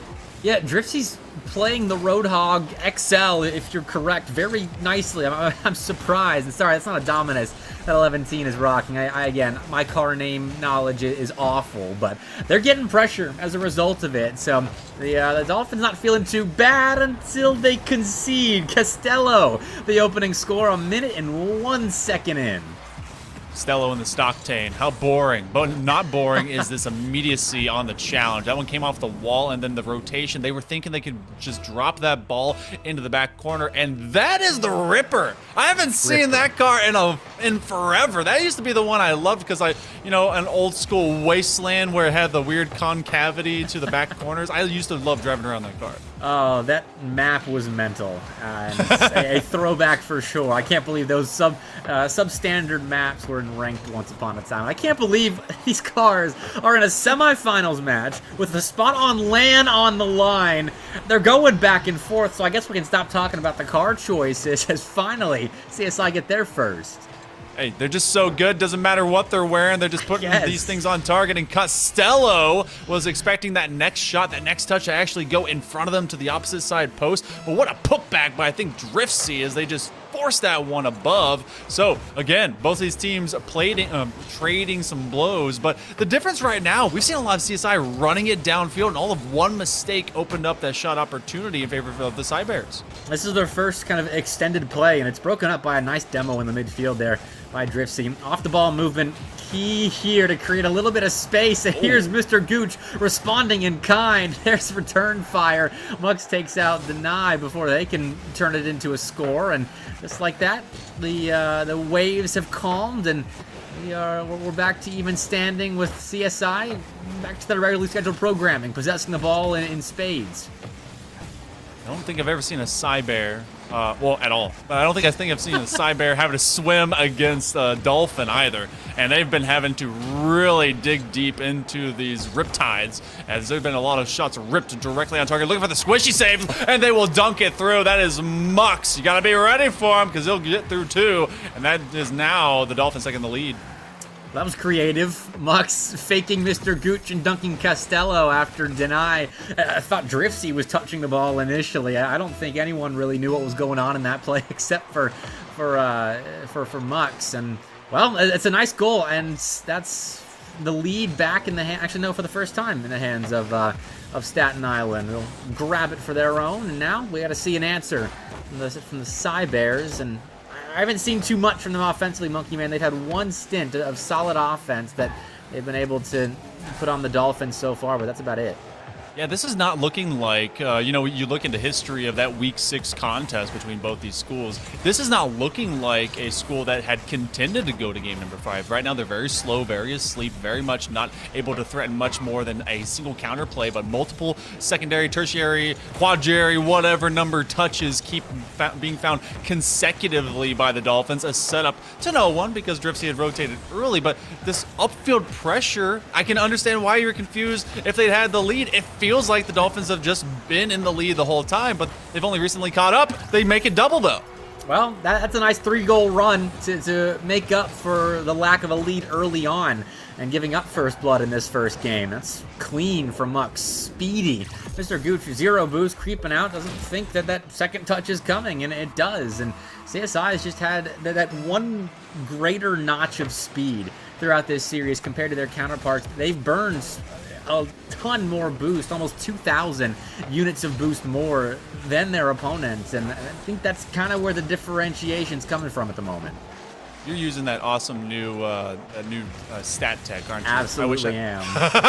I wish I had that set up, because that is a huge stat to really kind of keep track of. And I'm going to have to set up that later, but talk about setups, 75 seconds, and everything that is an attempt to be set up by New York Tech really has gone all of nowhere. Costello is that initiating man, and Mr. Gooch, though they did have big demos earlier, 11-team looking for a double, and they're going to try and get another over to Driftsy, but Mux with all of 1 boost in the tank now looks to take this one dangerously, but I guess eventually to safe harbors across their net. Sub 1 minute to go, they got this 2-goal lead. It doesn't feel like something that CSI will surrender easily.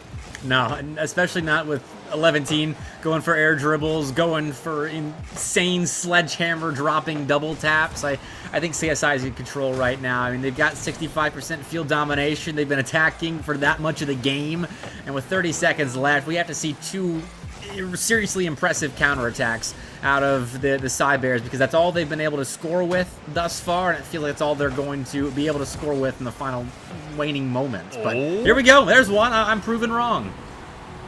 It's either 2 serious counterattacks or 2 just crazy mistakes. That one right there, Mux was actually chasing the first man to go after it. I think that was Driftsy that got the initial, but on the challenge from the opposite side corner, that one's going to bounce up, down, and Costello again, finding the only 2 goals right now for the Cy Bears. They got 15 seconds, very, very short-lived into this first game. Costello's going to try and make sure they live on, but they got to get 1 here in regulation. And Mux taking that away is going to waste so much clock. Beating a second as well. Just a boon to the initial clock wasted. 11-team, 1 for the road. Well, not quite. We're still in the middle of the restaurant, so the leftovers sitting on the table. But a second left, the meal's done. This is that one person, when the waiter comes by, they said, hey, do you guys want dessert? Everyone's shaking their head no, and they lift their hand, yes, I would like to see your menu. And so we get to sit here for all of a moment longer, a little bit awkward, but they're going to get a to-go box. CSI, they get to go 4-2 here in game number 1. That's a level of chaotic evil that I've not experienced. Everyone ready to go and someone ordering dessert at the last second. That'd be something. Yeah, it's terrible. You don't want to be in that situation. Same to be said for the Cy Bears. I mean, I guess looking back to that matchup, you were there. You were present to it. This is a slow start. Was this slow start there for the Cy Bears last time around? Because they were the one that took that game 5 in regulation or regular season time. I'll be honest, that was a month ago, Monkey Man. I have no idea. I remember the game 5, and I remember how close it was. I remember how late into the night that we went, but I do not remember the beginning of this series, which is why I'm not counting out NYC just yet, because I can't cut either of these teams out. They're top 3 in the ECC for a reason. I think losing game 1, NYIT, sorry, they had plenty to build off of. I mean, 2 goals, 7 shots. The offensive production was there. I think it just comes down to limiting the chances that the Dolphins are going to get in game 2. I think that'll help them claw back some of this space. But I think dropping game 1, not a big deal for the Cybears. I think game 2 will show us a lot more as to how the series is going to go. If I can think of anything, especially in recency, it's all comes up to game number 2, especially in best of 5s. Best of 7s, bit of a different beast. Game 1, you can let go. Hopefully you get a warm-up out of it. You can be able to get a start. That one a little bit awkward, but they do find a big save to the crossbar. But game 2 really tells how the series is going to go, especially if you let the winner of the first one get the second. Double tap opportunity. Oh, it comes up just short. The crossbar is a hero for the Cybears, and Mr. Gooch the same as well. Secondary chance by Mux almost resulted in an acrobatic goal from 11-10 coming off of a bump, but no dice, no contact made. In game 2, starting off pretty similarly to game 1, but there's no score just yet. CSI, tons of possession. This could be it. Mux, a ripper of a shot on target, and the ripper almost tried to steal it, but to no avail. That's deny. That is, in fact, denied. Trying to be able to move up, and that's just a great challenge. Mux looking for the opportunity as that loose ball play comes up into the midfield. Anytime something like that stands up, it's basically going to be a heavy sling to one end of the pitch or the other. This one continues to be in favor of CSI. And though they did let one leak through in kind of half garbage time at the end of game number 1, they really have had the majority of plays, shots, and points. And look at them all just flopping towards that singular possession. Yeah, CSI's all over the ball right now, and the Cybears are playing from their back foot, it feels, for the majority of this series. They did well to come alive at the end in that semi-garbage time. You're right, I think that's due in some part to CSI letting off the gas pedal a little bit, but they have to rekindle whatever they found there at the end of game 1, because they're penned back. They are handcuffed to the wall, and they're in the dungeon at the moment. CSI keeping them in lockdown, and opportunity after opportunity. Eventually, Mux is going to hit a skyward shot, but hey, if opportunities are there like that, that net was semi-open for a second there, but if they can keep finding that, maybe there's an opening for the Cybears. One thing that I have to scrutinize and maybe offer some slight criticism is that CSI is allowing a lot of open backdoor opportunities to start to slowly get wider. You saw that one and spoke to it about how that one could have been on target. If it was, I think it had outpaced the defender, but that leap made sure to put it into the corner. But sub 3 minutes to go right now, and everything has started to become a bit more balanced, even if that's just kind of this tedium of a possession for the Cybears. They've been able to at least limit the Dolphins to just one. A second one, though, will be able to outpace the defense on this rotation. 11-10 pouncing upon opportunity. All right, gotta see what happened here. Mr. Gooch deleted from the field, and I think the Costello rotation just wasn't quite completed. That's a well-timed demo by CSI, and like I said, I mean, you give them more time in offense, they're going to eventually start hitting shots, creating things with the space that they're given. They've had the possession for about 70% of this game thus far, as another stat for you. They have dominated the pitch this game number 2. Can't wait to have that tool. That thing is so cool. There are a lot of numbers being thrown at my face right now, which I love. So many. Well, the 2 good numbers that the Dolphins love both equate to the points that they have. And that's just been consistent pursuance of the net. If they're not going for a shot, they are going for a bump. Mux is going to try and sweep through, do the exact same thing. Look at that. Deny able to get one more. Mux maybe trying for another bullying play as they come out, but what a great counter play.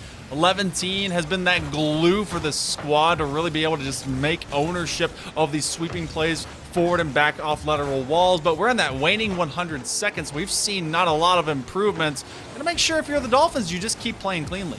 Oh, there's a chance, and Castello has his shot saved at the last second. Mux back in the nick of time, covering the bottom right corner. And CSI, despite some of their extracurriculars around the ball, the demo plays, the aggressive positioning in offense, they do get back to their back line when they needed to most. Over in this Jaeger by Mux, able to make a connection. Driftsy doesn't want to give it away over to Castello, and Castello's still trying to be that initiator that finds some level of value off the delay. Mux will actually get the better of it as Deny is not given a clean touch. He's going to try it one more time. He actually cuts off the rotation of Castello. He's going to become a cherry pick position for him. He's actually looking to sweep through, stealing that big boost. 11-team doesn't come away with it. 45 seconds, rather 50, and still have the Dolphins in the lead. Haven't really given us the Cybears an inch, even though they're trying to knock at the door. Well, this could be it. It's a 3v1 right now. Castello misses contact, though. And he's going to be kicking himself for that one, as it looked like one of the best openings for the Cybears, but it doesn't matter, as all great athletes and e-athletes do. Castello forgets his previous blunder. He gets right back to scoring. Gonna have short-term memory loss, but in a very, I guess, learning way. So, coach is teaching them well, but this one has a doubled-up amount of time from the last time we saw them score in late-term game.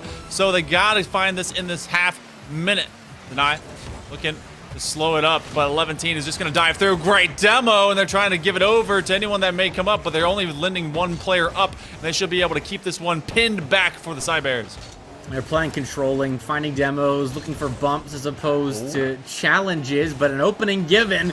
Driftsy using all of that Roadhog to push the ball to the corner, and 11-team extends it over the midfield line. It'll have to be a 0-second play starting from that orange end. The Cybears desperately needing a goal here, and Mux just lets the ball fall. Lets game 2 come to them, and CSI 2-0 up over the Cybears right now.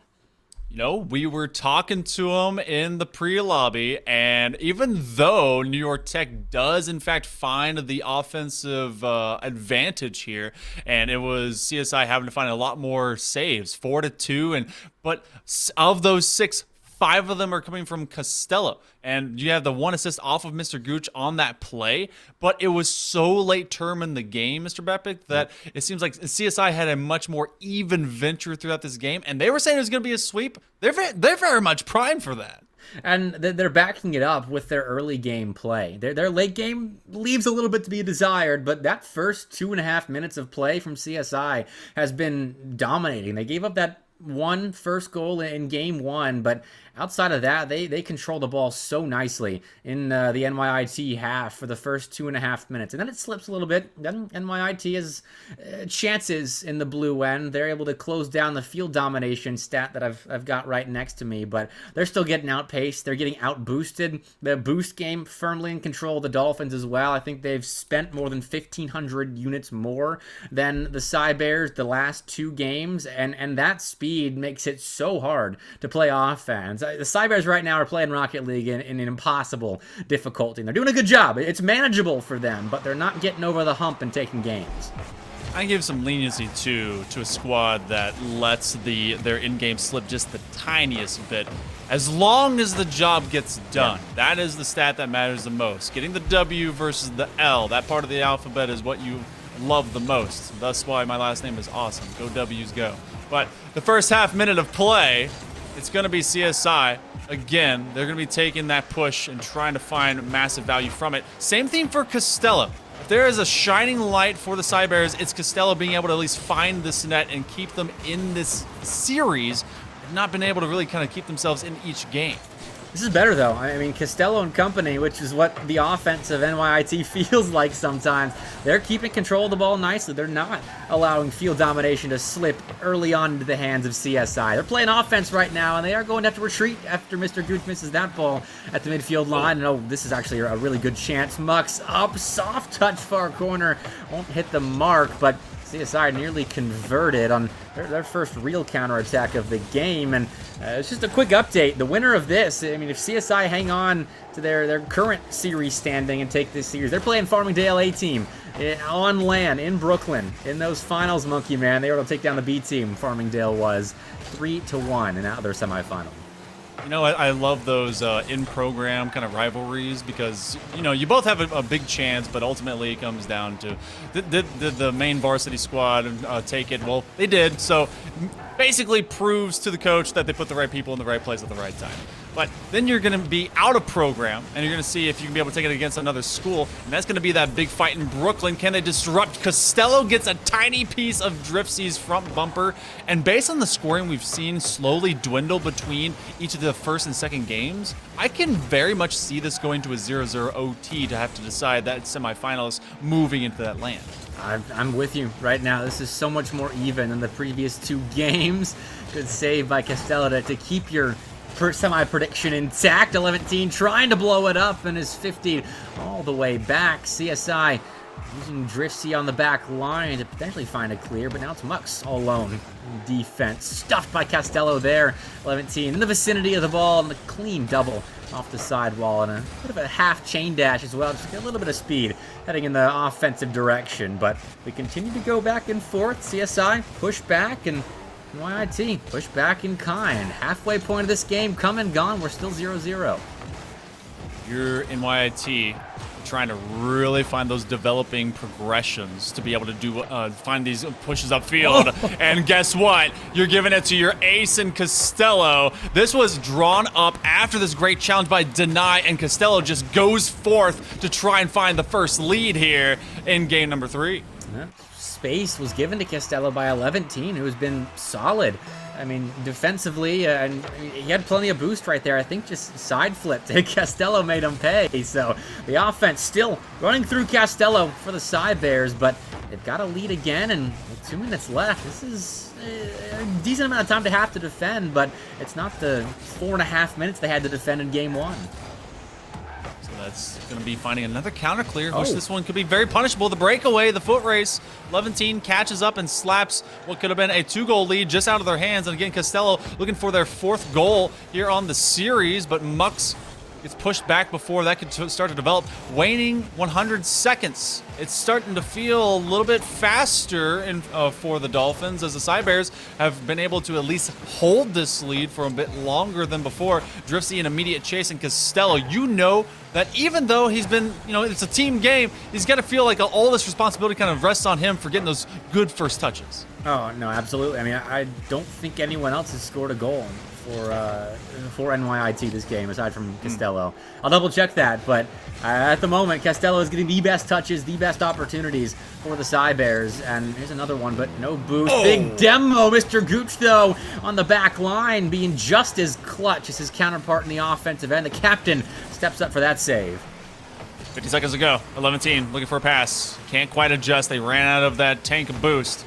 Whatever units or otherwise, gallons of boost or otherwise. I don't know if they're on the metric system or one way or another, but as this tick-tock of the clock rings a little bit louder, you gotta watch out if you're the defense. That's a floater looking for another adjustment. 11 comes from that upper 90, but look where everyone is for the Dolphins. They're all a little bit clogged up in this corner, and they're going side to side, able to keep the Side Bears very much locked into their back third. One big dive and another save by Costello to keep it up 1-0. The Dolphins are throwing everything they've got at the offensive end at the moment, and for good reason. They can end this series with a sweep if they take game 3, but they need a goal in regulation first before they can think about an overtime. And looking like a 0-0's play again. That miss from Costello, dangerous. He's low boost, but so's Drifts. He somehow keeps the ball up, but on 0, forced into a regulation loss. NYIT hold that 1-goal lead all the way to a game win. And now we start to think maybe this reverse sweep's possible.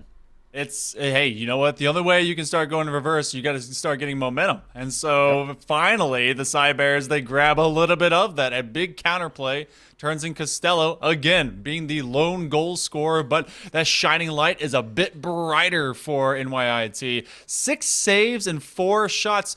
Definitely stuck under a salvo of pressure as CSI was trying to turn them into diamonds, but they're the ones that run away with the gems. So even under that just this insane amount of push, they couldn't break through at the interim in game 3.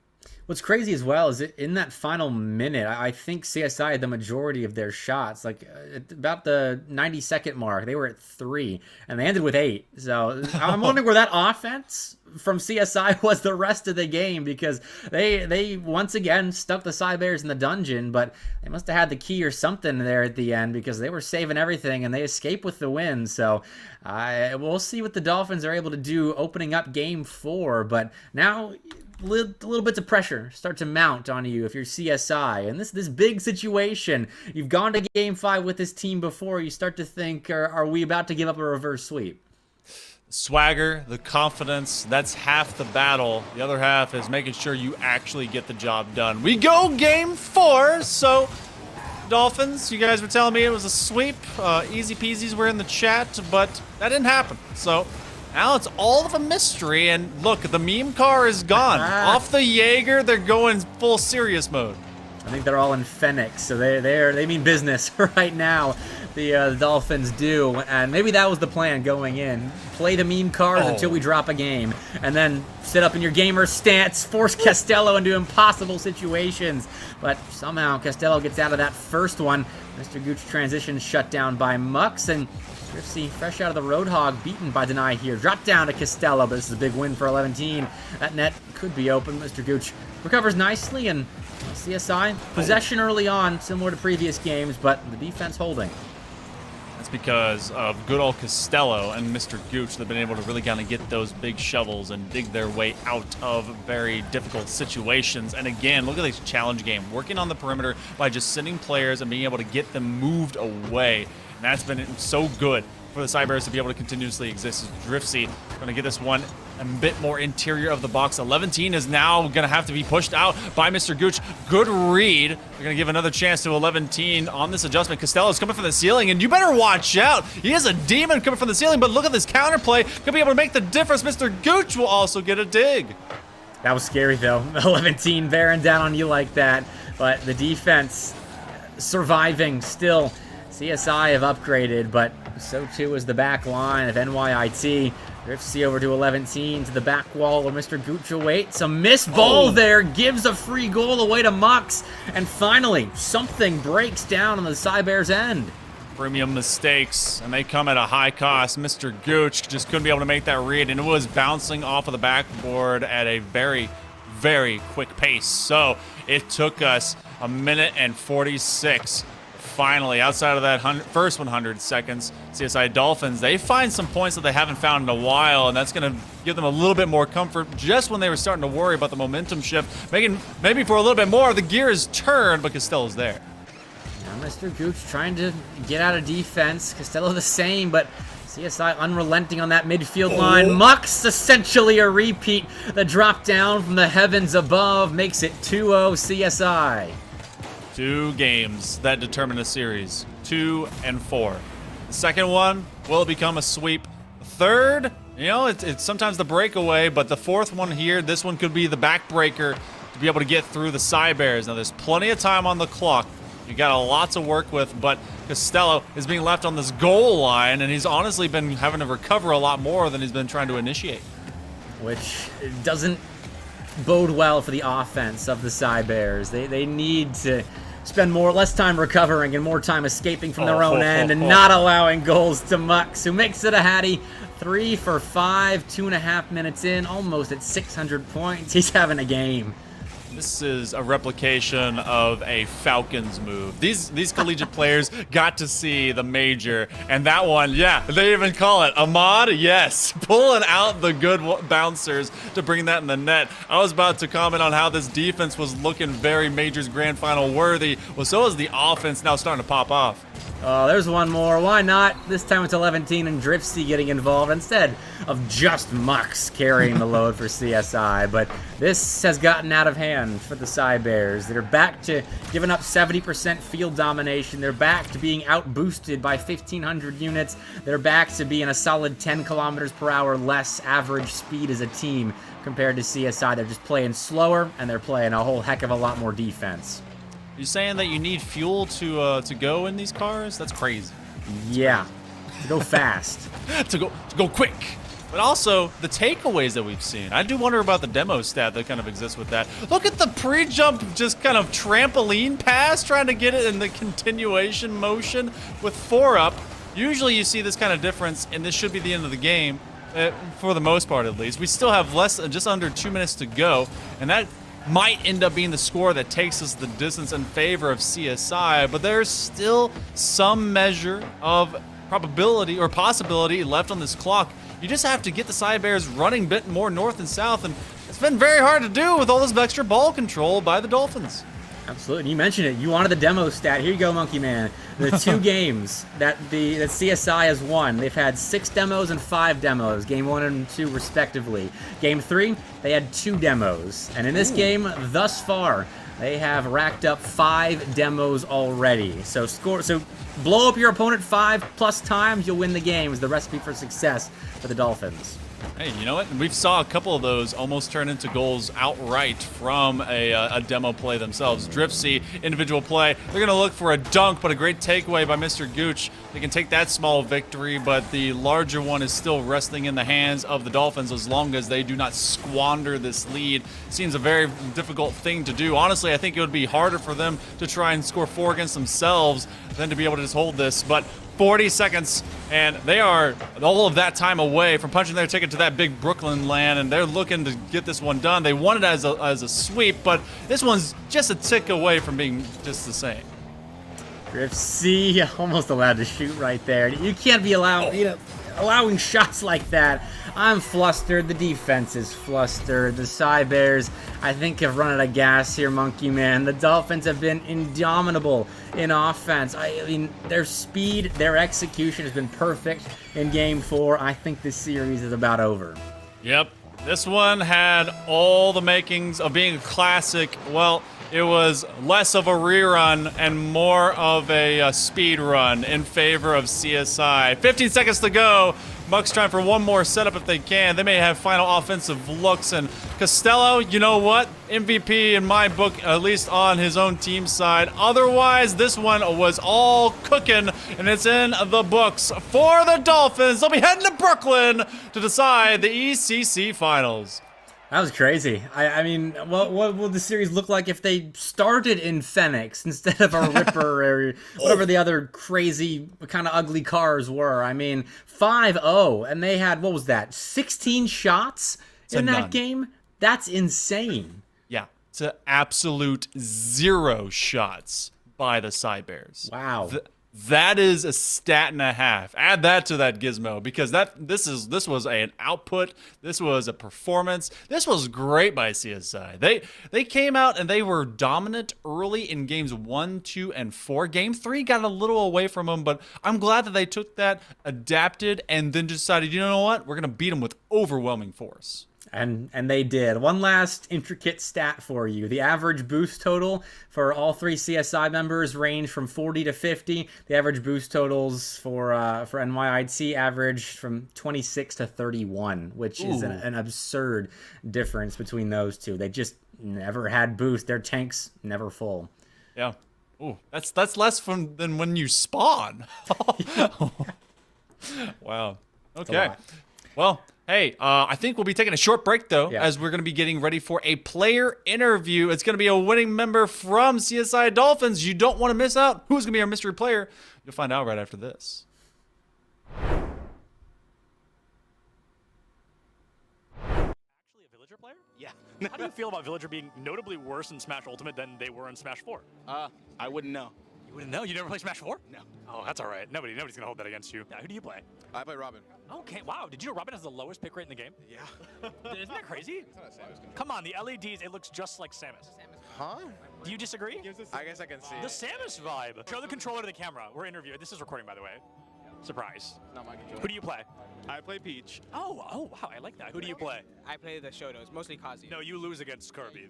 That's just like a statistics thing. Yeah. It's maybe. This is a death match. I think they're all in the same one. They're all on Icebox. Are they all in the same death match? Maybe. Who knows? I feel like none of them can hear me. I want to like approach somebody, but no one can hear. They all have both their headphones on. What's up? How do we think we're doing? I think we're doing pretty good. Yeah. What's your KD? We're looking at 10 and 6 right now. Oh, hey, that's third, dude. That's better than I expected. Who's bottom frag right now? I want to go talk to them. Ian? Hey, how do you think we're doing so far? You know, it could be better. Could be better? You're one of those rough days? Well, you know. Let's go find more people to harass. Yeah. Where's Boise State? Who's your favorite to play? Oh, right now it's got to be either Chamber or Breach. What country is Cypher from? Oh, dude. It's Moroccan, right? It is Morocco. Oh my God, I didn't think anyone was gonna get that. Oh, you're good. You're good. All right, see you later. Let's go harass Boise State more. Who is this? What school is this? Boise? This is Boise. Oh man, that's okay. Boise's still got really good odds. A large bagel, one of their tank players, Nerdy Bird, they're off tank. Both of them not here. A little bit scary, if we're being honest. Getting warmed up, getting ready to cast some players. No, okay, not cast. Interview. Change your mindset. Change your mindset. Words. No, but last words until we come back. Oh, okay. Because we're leaving. Enjoy. Oh, that was good. That was good. Anything from you? How are you doing, Polly? Awesome. Thank you so much for your time.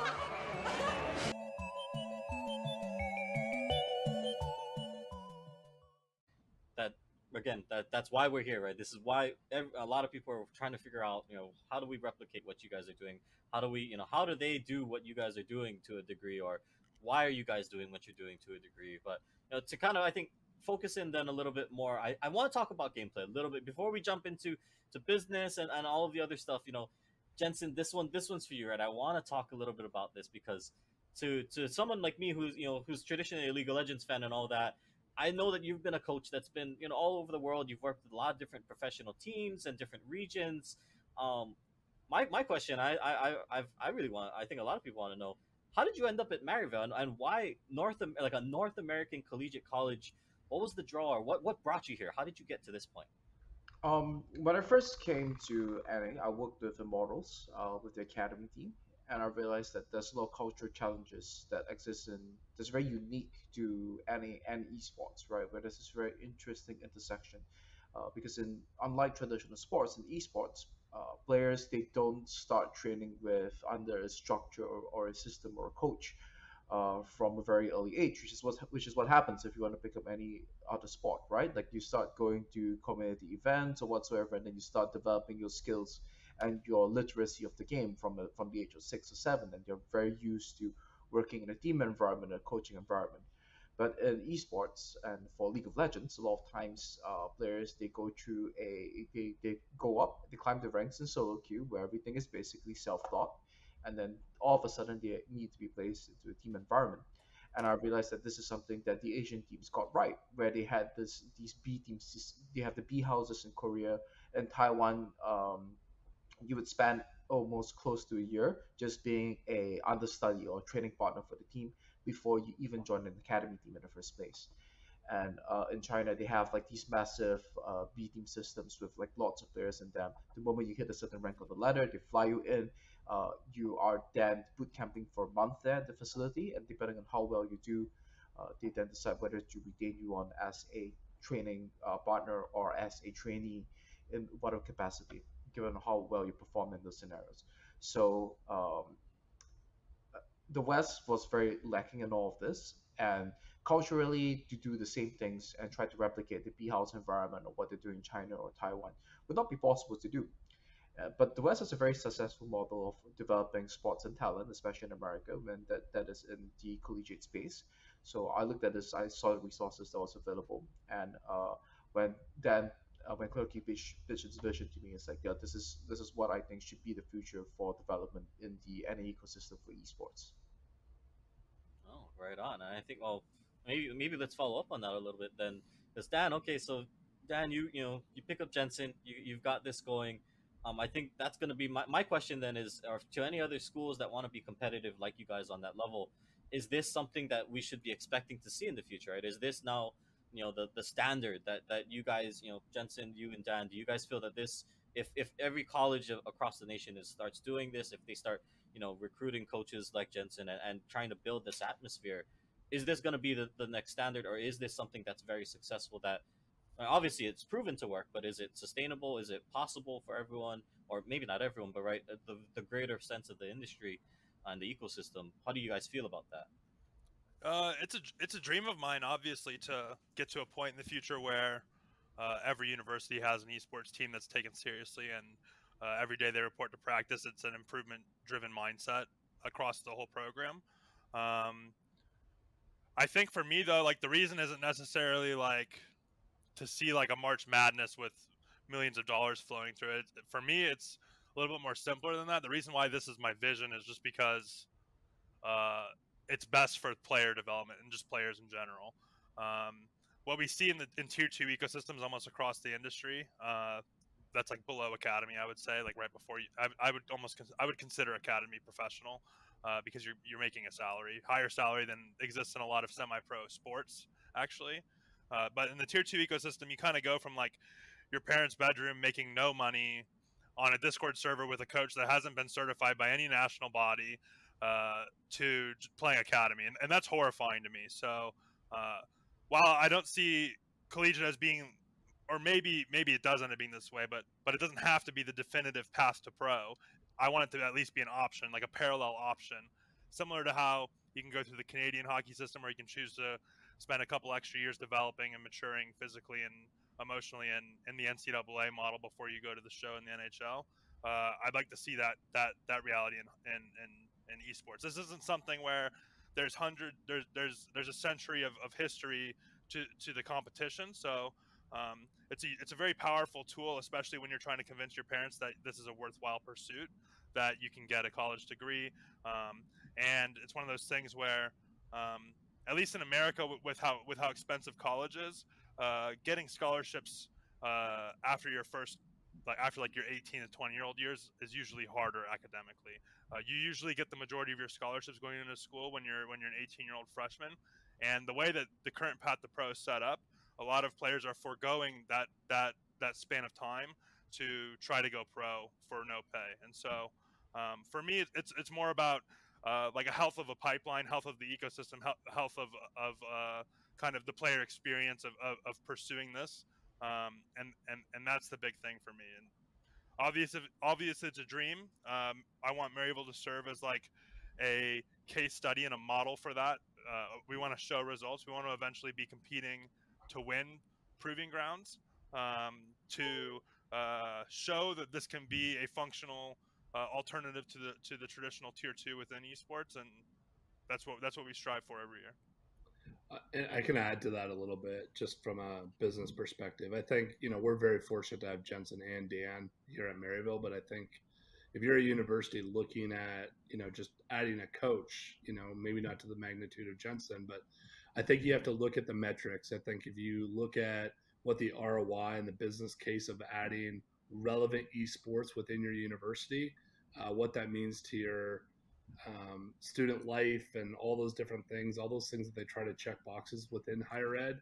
I think having a relevant esports program or a relevant system within esports, every university should be looking at it, because their baseball players and their basketball players and football players are all playing gaming. And a lot of these esports, figureheads and coaches, etc., are the relevant people in digital media. And it helps the school with a brand perspective. And I think just having any sort of relevant and adding bodies within the esports ecosystem at universities, you have 2 or 3 basketball coaches, you have 2 or 3 soccer coaches, both on male and female. I think having relevancy within esports, it has probably a 15 to 25x, return versus like traditional sports. And I can say that with my background and everything like that, and just knowing how we look at it. But at the same time, if you're not looking at esports as a relevant, not even revenue stream, but relevant digital eyeball within your sports and student life perspective, I think you are sort of behind the times. We're at the Collegiate Esports Commissioners Cup. Let's make some noise. Oh, and it's going to jump into it.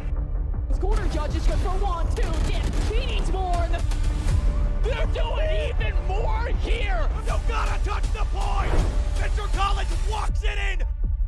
Joy Boy. Welcome back to Esports U's presentation of the ECC playoffs. With us, we have the victorious 11 part of the College of Staten Island Dolphins roster 11. How you feeling? You just clinched LAN. How you doing? Yeah, I'm very excited, very happy. Hey, you guys were able to score basically 11 goals in those those matches. We had some fun talking to you guys in the early interim in the lobby. Yourself and Mux and Driftsy. You guys were feeling the sweep, couldn't quite get it done. Where's all the confidence coming from? It was a big matchup in the regular season. How the bounce back getting you guys so confident today? I mean, we came into the regular season matchup with a sub, and I think if a couple things had gone the other way, we could have won that one too. But I mean, we had our full roster against Farmingdale, and we kind of took it to them, so we were pretty confident we would be NYIT too. Hey, yeah, you definitely did so. And then speaking of Farmingdale, obviously it was Farmingdale versus, guess what, Farmingdale on the other side of this bracket. So facing off against Farmingdale, the A squad, though, as they took a 3-1. Since you took it to them, you know, feeling confident today. You see them. It's all about the execution. You seem very, very aggressive, especially coming in some meme cars before going full Finnick. Is it going to be that same level of confidence going to that big Brookland? Yeah, for sure, for sure. I mean, you could call them meme cars, but I think Ripper is honestly meta. The Ripper? What? Okay, hear me out. So the Ripper has a more accurate model than the Dominus for the Dominus hitbox. Okay. All right. It's true. I've seen freestylers using Ripper, and it inspired me. And I used to be a Ripper main way back in the day, but the only reason I switched is because I was playing 1v1s, and 50-50s on flat cars is not it. So, Okay. yeah. Okay, well, I mean, you didn't have the burnout so on your boost though, so you gotta put that back on the Ripper. But what about the Roadhog XL Yes, with thank drift you. seat? That was so thick. Yeah, I mean, well, so the original plan was to use the Triton, and there's This was a plan? Yes, yeah. So there's history. We were playing CRL quals, and he randomly switched to Triton, first time ever using it, and he peaked. He absolutely played out of his mind. So the Triton's like our secret weapon, and then we were playing ranked. He randomly switches to Roadhog, and starts peaking again. So we brought it into the series. But yeah, a little birdie told me you didn't love our car designs, which I'm kind of insulted. Hey, I love the Ripper. It was Joker themed, purple and green. It was good. Yeah, it didn't look so pretty. I mean, purple and green. Purple and green is iconic. The Joker, the Hulk. What do you mean? The Joker and the Hulk aren't known for their looks. I think I'll leave it at that. But all right, serious question alongside a joke question. You got LAN coming up. I want to know what prep is going to be like. That's the serious question. And are we going to see the meme cars on LAN? You will see the meme cars on LAN. We will bring it out at least for game 1. We'll see where it goes from there. But as far as prep, scrims as usual, we're kind of LANimals. So NYT better watch out. All right, fair enough. You heard it here first. Apparently, the confidence is bleeding in to the LAN finals as well. But 11-teen, thank you for joining us again in the booth. It feels like I see you all the time in the Esports U booth. But go enjoy your victory. Thank you for having me. All right, well, that'll do it for tonight here on the Esports U secondary stream. Monkey Man, that was not the heater that we were hoping for, especially that game 4 that got out of hand. But it was fun to listen to the confidence that 11-teen and his boys have going into LAN. You know, sometimes it's a hot time, it's a heated time, but sometimes that is all in one direction. All the fuel was fiery in the Dolphins camp, whereas the NYT, the Cyber is going to go to the drawing board and maybe to a long-needed siesta and just be able to kind of bounce back. That's a good squad. It's just, you know, need to find a little bit more creativity when it comes to their overall offensive output. But these guys got some great some looks going into that big Brooklyn because CCC is going to be coming up as well. Right, that's on the line at Brooklyn, which is LAN into LAN. Very, very cool. But the formalities before we do get going. May Madness, it's heading to Texas. The CECC finals on the line in Brooklyn will be happening at Esports Stadium, Arlington on May 6th and 7th. And if you can't be there in person, of course, you can catch it all live on Esports U. And for more information, you can head over to collegiatesmg.com. It's collegiatesmg.com. And then tomorrow, a little bit more recent than the LAN coming up in May, but the ECAC Valorant quarterfinals happening on Esports U2. So the action never stops on Esports U2, except right now. We got to go to bed and refuel for tomorrow, but that does it for us here on the secondary stream. Shout out to Leighton, our producer. Monkey Man, thanks for joining me in the booth as always. I'm Mr. Bepic. We'll see you next time.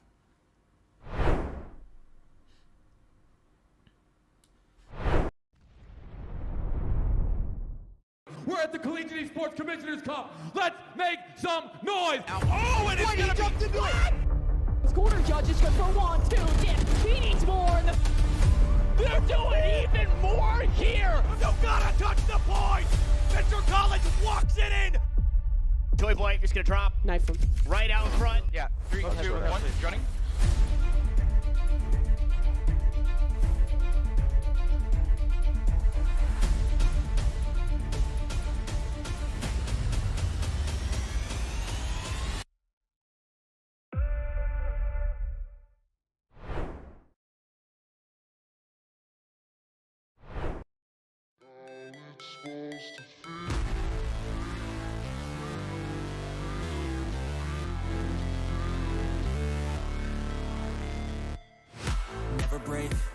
fight, never quit, do it right, play the game, win it life, have no shame, there's no time, feel the pain, live the grind, I could change, in my mind, pick a lane, commit and climb, the only way to win it life, I never miss that fact, taking big.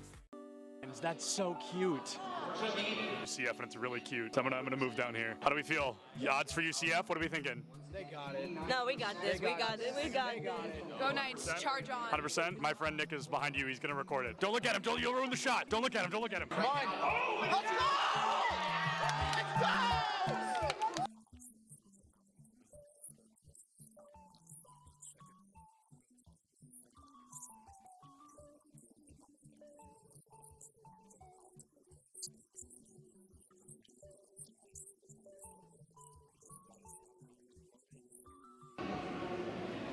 My smile's probably really creepy. I was just being weird. Oh, I love being in the shadows, though. Big shout out to the shadows. We could interview Dilly just because I think he's handsome. You weren't supposed to hear it. Here's the thing about the event. I'm the greatest that's ever lived. Literally true. I know him.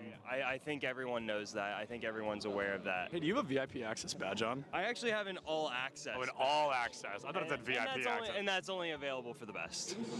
That's true. He's right. That's a main stage TO right there. If this goes live, I'm suing everybody. It's all right. A video of me, the first clip is me saying, don't put that in. And then it was the first, cut the cameras.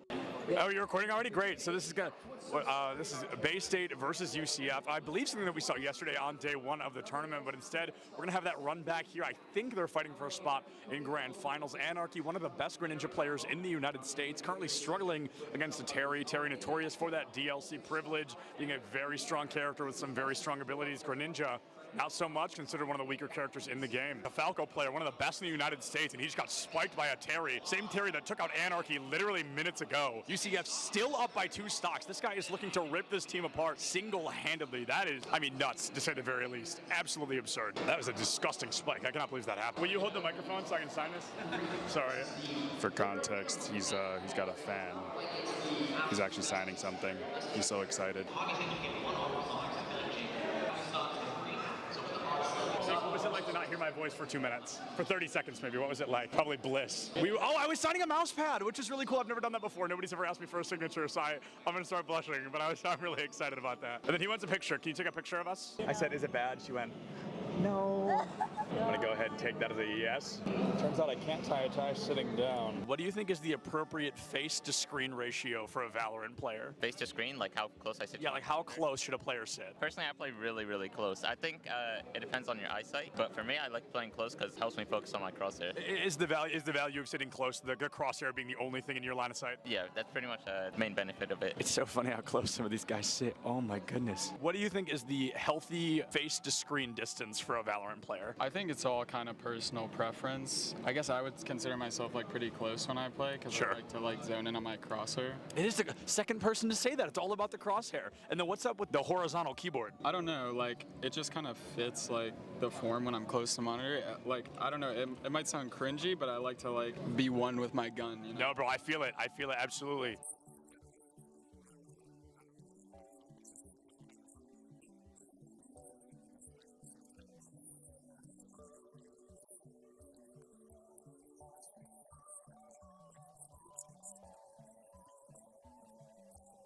What is going on, everybody? I am here with some UCF fans. How are we feeling about UCF? Let's go! Let's go! We've got a bunch of UCF fans in the crowd right now. UCF, they are up by a single game. They're looking to find their third and possibly final, secure a spot moving forward. Things looking great for them against Northwood here today. This guy's playing Minecraft right now. He keeps double building instead of placing the dirt. Pressure's on, man. Everybody's watching.